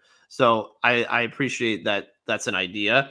It's not official yet, but if that's the case, great. And if you're a St. Louis fan and that's the case, fantastic. Now you have a real goal to reach for and really hope to achieve. A couple questions here. Which network? Well, the championship game, that's on Fox. We just showed that on there. And we'll go back to this. Philip had a question. Why have a conference championship? Just take the top 4 teams. Because you want to have XFL versus UFL in the championship game, Philip. Like, keep up. This is why we're doing this. This is what we want because we want to have it in the opening game. And then we want to crown because then, and I'm sure nobody on any Twitter spheres will freak out when it's either the XFL or the USFL champion. I don't care. I think the Stallions are a great team. I have my USFL 2022 championship t-shirt, but that is why we are doing that. So that is, I hope that makes sense. Sure. You know, like I said, I hope whoever ends up winning or losing in the situation, somebody's going to complain about something. Like somebody's going to be on the outside looking in. That's just the fact of the matter. It's just there's not enough teams involved here that you're going to be able to diversify and get everyone into the dance that you think should be in the dance. But I think this is what's going to happen. No, so we have Andy here and we have Spring Football News Bulletin talking. No, this is why when coaches go on and do interviews and then people take this as this is from their press release. The conference championship will put the top 2 teams or the best records in their conference against each other. Andy, it is not the conference top team plus 3 wildcard. This is the press release. Like anything you have heard before today, this is from the UFL. It is the top 2 teams in each conference. So it is the same issue we had before where you could be the second best team in the division, and then you still don't make the playoffs because there's a whatever team in the other. Like this is how whatever it's going. Just talking about the St. Louis hometown. Yeah, that illustrious St. Louis hometown or home field advantage where the Sea Dragons went in and won. And then that's why the Battlehawks weren't in the playoffs. So yes, that crazy home field advantage. This is why I get a little bit irked at the fact that there's all this kind of like lack of being on the same page with both. Yeah. If anybody, all these players, all these coaches, and they're just saying, well, this is how it is. This is what I heard. And it's like, yeah, you might have heard that now. That's probably going to change. And you can say it as gospel, but it may not necessarily be the same thing. Like it's going to change as we go along. And as it transpires, because guess what? The executives, they make their decisions. The owners, they make their decisions. They have all the power here. They could snap their fingers and be like, no, actually, it's not like that anymore. We're doing this because they have all the power. So I appreciate the idea of getting some of this information out from people who are at least related to the league, but they don't always seem to know what's going on. I mean, that goes for both sides. I don't think there's always a same page methodology here where everybody has the same message or is able to give the same information. Like one person says one thing and everybody goes with it like it's gospel, and that's clearly not the case. I mean, it's the fact of the matter because there's all these different varying reports and there's all these different ideas. Like, you know, June Jones gets on a radio 2 years ago and he's just like, oh, here's where the league's going to go. This is what's going to happen. It's like, June, you're not even like coaching right now. What's going on? Like, why are you saying this? but everyone says, oh, this is June Jones said it. It's like, well, yes, but he's not in the league. Like, as if you're not like one of the top percentage of people who's actually running the league, all bets are off. I'm just gonna say that right now. Like, there's people that Mike talks to, there's people that you talk to, there's people that like seem to know what's going on, but there's not. Again, it's not gospel, and information changes. That's why you have to be careful about putting it out. Well, and this is why, like, I love Brandon, but this is like why, like, I don't go crazy, like posting videos, like the second, like someone says something in an interview. Like, I have respect and he works really hard and like, it's great. And Brandon and I are friends, but like, you can't like this again. This is from the press release today from the league. This is what it is. Now they could come out later and say, well, okay, we're making an update and tiebreaker or whatever. But like, this is what we know now. So this is why, Andy, you're still on this. I've shown you the text. Like, I don't know what else you want me to show you. Like, I'm done talking about this at this point because it's getting to be redundant. But this is why I operate on this, and this is why when we have even all it's going to be these teams, and it's going to be the Roughnecks and the Gamblers. Well, it's the Gamblers, but it was the like. This is why we kind of wait until all of this stuff comes out sometimes to do this, and like first to market isn't always necessarily correct. Exactly, and that's why that information is so it's fluid. It's not really set in stone all the time. Again, this is a press release that just came out today.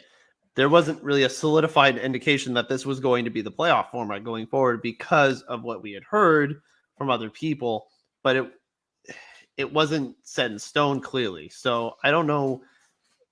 I know you want to take things as gospel again. You want to be able to just go with what somebody's saying and be like, okay, this is how it's going to be. But in this space, that clearly is not the case. Like, there's very few people who actually have information or inside sources on this. And this is why we wait. This is the same thing. Like, for me, I know we haven't gotten to this level yet, but this is why in the NFL, I wait for information to come out. People can say rumors are this or this or this until I see Schefter, Rappaport, Pelissaro. When they start all tweeting at the same time, the same thing, then I'm like, okay, now we're in motion. Like, this is really going to happen. Before that, I take everything with a grain of salt, and that's how I have to take things here sometimes. Yeah. If you have any other questions, pop them in here. I have a couple, and then we'll get out of here because Andy's got work and other things going on. I did like this comment here. Is The Rock still going to be attending open today? Heard he's too busy stealing Cody Rhodes' shine at WrestleMania 40. So I do like that. But in an ideal world, like I said, you have The Rock on wrestling on, I guess he'd be on SmackDown every week on Fox promoting, and the Fox and the synergy and the UFL. Like, that's a good situation. He just, it's a really bad, Andy. People are really mad. Like, for this, I know you don't care, but like, people are big mad about this. No, I'm not saying people don't care. I do think people care. I just wonder if that's the audience they're going for, if they're trying to appease to the wrestlers. And look, yeah. Again, Rock's had a couple of duds, some movies, some of his alternative ventures in recent years haven't gone the same way, but still a brand, still an identity. He still has a lot of cachet. So I don't know if it's necessarily going to be severely affected to the way that people think it is, but I mean, I'm sure some people would disagree with me and say, oh, they'd be up in arms and be like, yeah, no, he's losing his cachet. And it's like, okay, fine. But I just don't think from a casual standpoint, it really makes that much of an impact. Yeah. Jared here says, I think it's a solid schedule. Saturday, Sunday only, decent start times, getting out of the works. Now I just need the championship game to be called the United Bowl. Bring back the Mega Bowl. That was my favorite. Shark here said, do you think this is spring football's last? Oh, yes, we need to do that, Anthony. Yes. We need a home run. Yes, sorry, Anthony. Thank you. Do you think this is spring football's last dance work? Is this the final opportunity? Yes, this is, for at least the time being, this is the last chance for all of this. Any thoughts on that, Andy?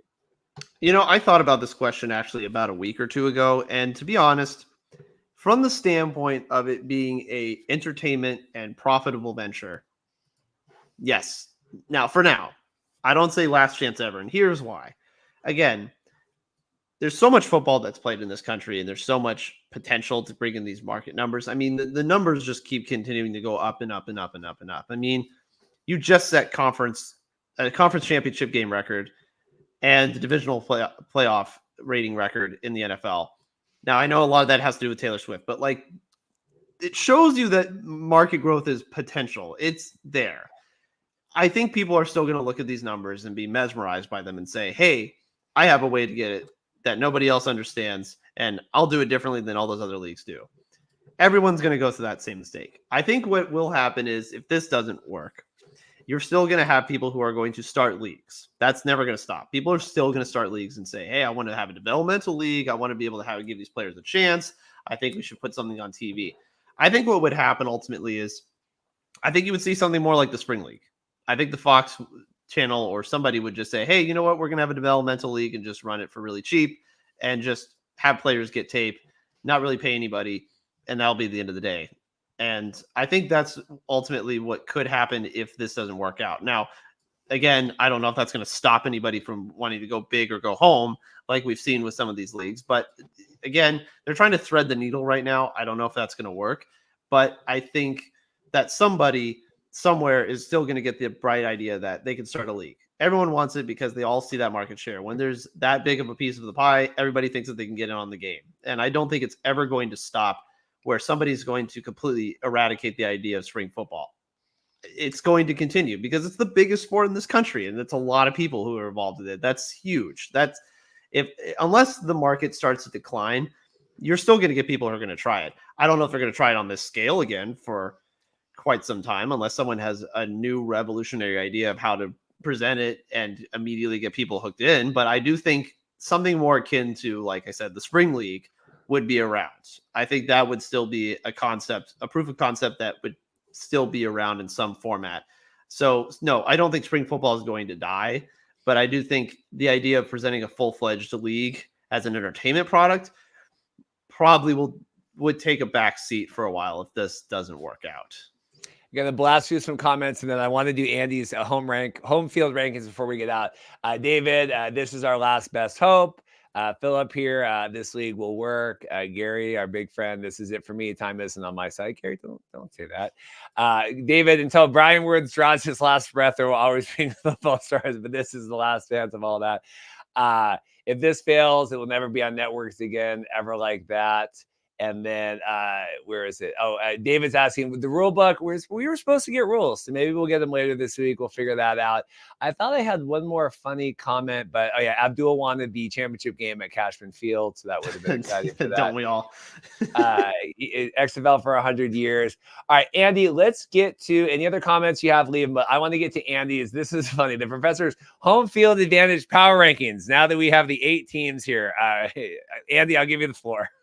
Okay, so I thought about this going into the scheduling matchup, and I know I'm probably going to get a lot of feedback and criticism on this, but this is how I feel about our home field advantage rankings right now. So 1, St. Louis Battlehawks, obviously biggest numbers, loudest arena, craziest fans in some capacity.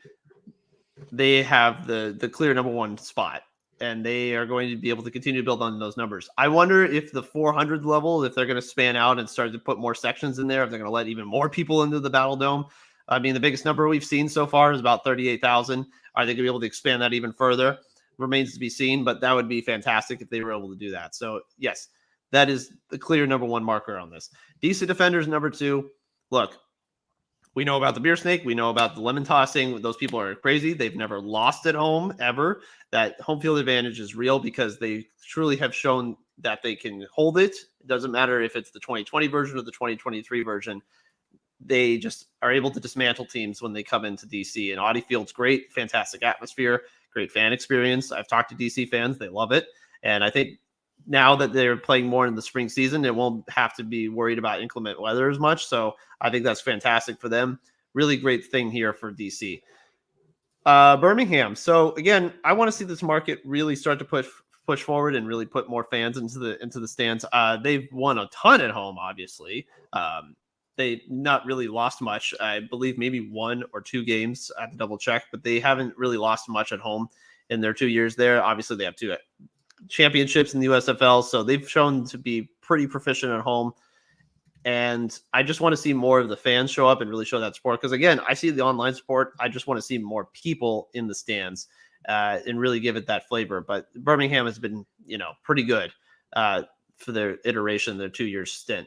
The Brahmas, I put them here because I still believe in the San Antonio market. We saw it with the Commanders back in the AAF. I mean, they were able to really put in some serious numbers there. The Brahmas fans, hopefully the schedule will work out a little bit better for them. Maybe they get the San Antonio market involved. I really like the idea of San Antonio. Maybe they can have a chance to jump the Stallions if they're able to put more support behind them. But I like San Antonio as a market. I like the Alamo Dome. I think you can create a distinct advantage there. The Panthers, again, let's see where that enthusiasm goes for Michigan football. Let's see if you can really carry over all the Detroit fans, all the Lions fans. Can you put some more of those people in the stadium and really start to reinvigorate that market? If you're able to do that, great. Then you can utilize Ford Field. Ford Field was so loud during the playoffs. That was such a great atmosphere. I hope they're able to get more people involved and be able to kind of revitalize it and bring it back into fruition. So the Panthers, again, like the Brahmas, I think have a chance to really jump up here in the rankings. Memphis, again, I like the Memphis market. I think they did a good job in their first year. I don't want to see them just sitting on one side of the stadium. I would like to see, start to spread out a little bit, but I think Memphis and Tennessee in general, having a team, I think is good. It's really close between them, the Panthers, and maybe even the Brahmas. I think there's some leeway for them all to kind of work on themselves. The Renegades, we've been to that stadium.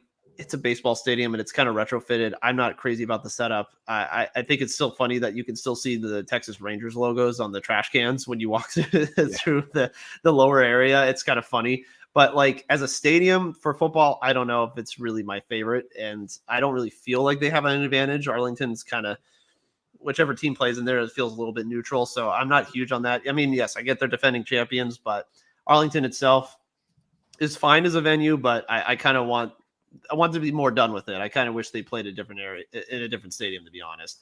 And then finally, the Roughnecks. And the reason I have them here is because they're moving to a different stadium. The team's different. The coaches are different. The players are different. Is that crowd that was at Houston and University of Houston, are they going to be able to transfer over to Rice Stadium? This is the biggest question mark. Hopefully it's better than we expect, but I just don't know what to expect right now because we haven't seen the proof of concept. So that's why I put them right there at 8, but they have a chance to jump the Renegades, of course. And this is kind of where I'm at right now. But I think overall, the reason I make these rankings is because I think this is still showing that there are still good markets here. And I think these are really good proofs of concept as to some of the strongest markets that you had from the XFL and some of the strongest that you had from the USFL, obviously the teams that actually played in their home market. So for me, it's still good. Overall, it's a strong list. I hope that the work is being done to really make some of these teams stand out more than they have in the past. And even the teams that are at the top, like the Defenders and the Battlehawks, I still think you can even do even more to really get people involved. So that's where I stand with my power rankings. I was looking at this. I got to mark some of this on the red circle there. I don't disagree with this list. I was looking at this. I think Battlehawk again, but this elusive home field advantage, and then losing to the. I keep putting my hands up, and then my camera wants to like track my hands. Defenders there. I might put Defenders above because I would say, let me disagree with that. Defenders, like you said, undefeated. Battlehawks lost the pivotal win and get into the playoffs game with the big. Now I know they have to show it, but I would put that. I would put Defenders over Battlehawks, and then the Battlehawks. Stallions, I think you have to put you can't have a top 3 without a USFL team in there. Panthers were kind of mixed mash. I would put them below the Brahmas, and then the Roughnecks are kind of a question mark at this point. Renegades, I think their fan base is really good, and when we were at the kickoff game, you had a lot of them, but like you said, yeah, it's still in the stadium. It's kind of the leftover remnants of the Rangers game. Its field is next door now, and it's a weird. It works. It's funky, but it doesn't. It's not perfect. Yeah, it's a bit of a weird setup. And again, I'd rather they play in an MLS stadium. I think that's what everybody wants, but that seems to be a pipe dream. I think everybody's concept of wanting to play in an MLS stadium isn't necessarily there. So it's not really going to happen for the foreseeable future. And look, again, the Panthers, the thing that like I said, I want to know the numbers. I want to know the attendance numbers for the Panthers and for the Showboats and for the Stallions. But we've seen what, 3 of these in person? No, you've seen 4 of them in person. Sorry, you've been to Audi Field, so you know what that's like. So it's we have a good concept of what these stadiums are like. Hopefully I get out to more of them and I get to really see them. But again, Like I think the margin, the difference between a lot of these is actually pretty thin. That's what I'm saying. The Defenders one, like, yeah, I would put them number one. It's the sheer numbers. It's like the pure numbers of the Battlehawks. But you're right. The Defenders have defended their territory. They've literally showcased home field advantage and have it's never been proven wrong. So I understand why you put them at number one. Football fan here. I love Arlington. Hopefully they don't section off those front seats like they did. Yeah. I think they have to for the sight lines. I think because it's baseball, but they need to put a tarp there. We need to call up the USFL tarping manufacturer and say, hey, can we get some of these for the Renegades? Because yeah, it's a bad look because it just looks like no one's sitting there. But if you had tarps going there, you're like, oh, okay, well then it was like when they did COVID. It was like during COVID, and they would have like you wouldn't have people that close to the field, and they had some tarps in some of those places. So I think they should do that. Right. I'm just looking here. Anyone else have anything? Rice Stadium is a rundown dump. People will not want to go to games there. Isn't that where the spring league? Wasn't that their spring league? Right where all that was. Gray area. San Antonio is a wonderful place for football. Memphis is renovating their stadium, so I think the one side will be like that for the next year and maybe the year after that. Anything else, Andy? We're at 2 hours. Anything else? We'll get out of here. Like I said, I'm just glad the schedule's out finally. So we'll see where this goes. But just a note for everybody: be careful about where this information comes from and who's putting it out there, because it's nice that we have people like coaches talking the space, players talking the space, but it's not always what's actually happening in the space. So just keep that in mind going forward. A lot of things are going to continue changing over the next 2 months. Same thing with player performances, players that are in training camp, players that are actually on the rosters. That's all fluid, and it's all going to change. So just keep that in mind going forward. But I'm really excited about, us getting the training camp and finally starting to kind of ramp up. I think everybody will really start to get into it once the Super Bowl is over and once that whole thing is finally transpired this Sunday. Then we'll really be able to gear in and focus on this. Yeah, I appreciate everyone. Like I said, David says, thank you for the great show. Appreciate that. Again, like my frustration, and we're too late now in the show. I may have made my frustrations at the top, but like it just kills me where like I want this to succeed and I want this to do as well as it can, and we can all do well in this space if the league does well and the more people in Sports Illustrated and all the people like covering this. But like when Andy and I were talking yesterday and we were trying to figure out like, hey, like what time are we going live? And I'm like, whatever it like makes the least amount of sense for them to kind of put all this information out is probably what they're going to do. And that's what it was. And we made the best of it. We still have almost 100 people watching here 2 hours in. So I appreciate that. I assume everyone here is subscribed. If you're not, like I said, think about being a channel member, $1 a month. It looks good in the analytics. I get to track like, ooh, who's a new member here? And you get like fancy things when we put your comments and stuff up. I super appreciate Andy, as always, taking a lot of time today for all of this. If we get rules this week, maybe we'll do something. But again, I think we're still kind of out of the pre-recorded, all of that stuff. I know, like I said, Hussey and Evan and I will do a CFL free agency show, I think next week after the Super Bowl, but there's going to be a lot of Super Bowl noise here leading up. So I don't know if we get anything else this week. Andy, anything else from you? Not for me, Reed. Thank you as always. Always love to be on here. A lot of fun. I didn't realize it'd really been around since New Year's, since the last time we did a stream. So I kind of forget how much time passes. But thank you again for having me on, and we'll see what happens. Yeah, I know people hate the live shows, but this is a lot more fun, get a lot more interaction that way. So we'll see. But it's either like live show or nothing sometimes. I would do the live show. So we'll see you guys next time. Take care, and don't get into too many arguments on Twitter about all this stuff. Just remember, both of these leagues view you as just an audience member, and it's not worth getting in fights about. Thanks, guys.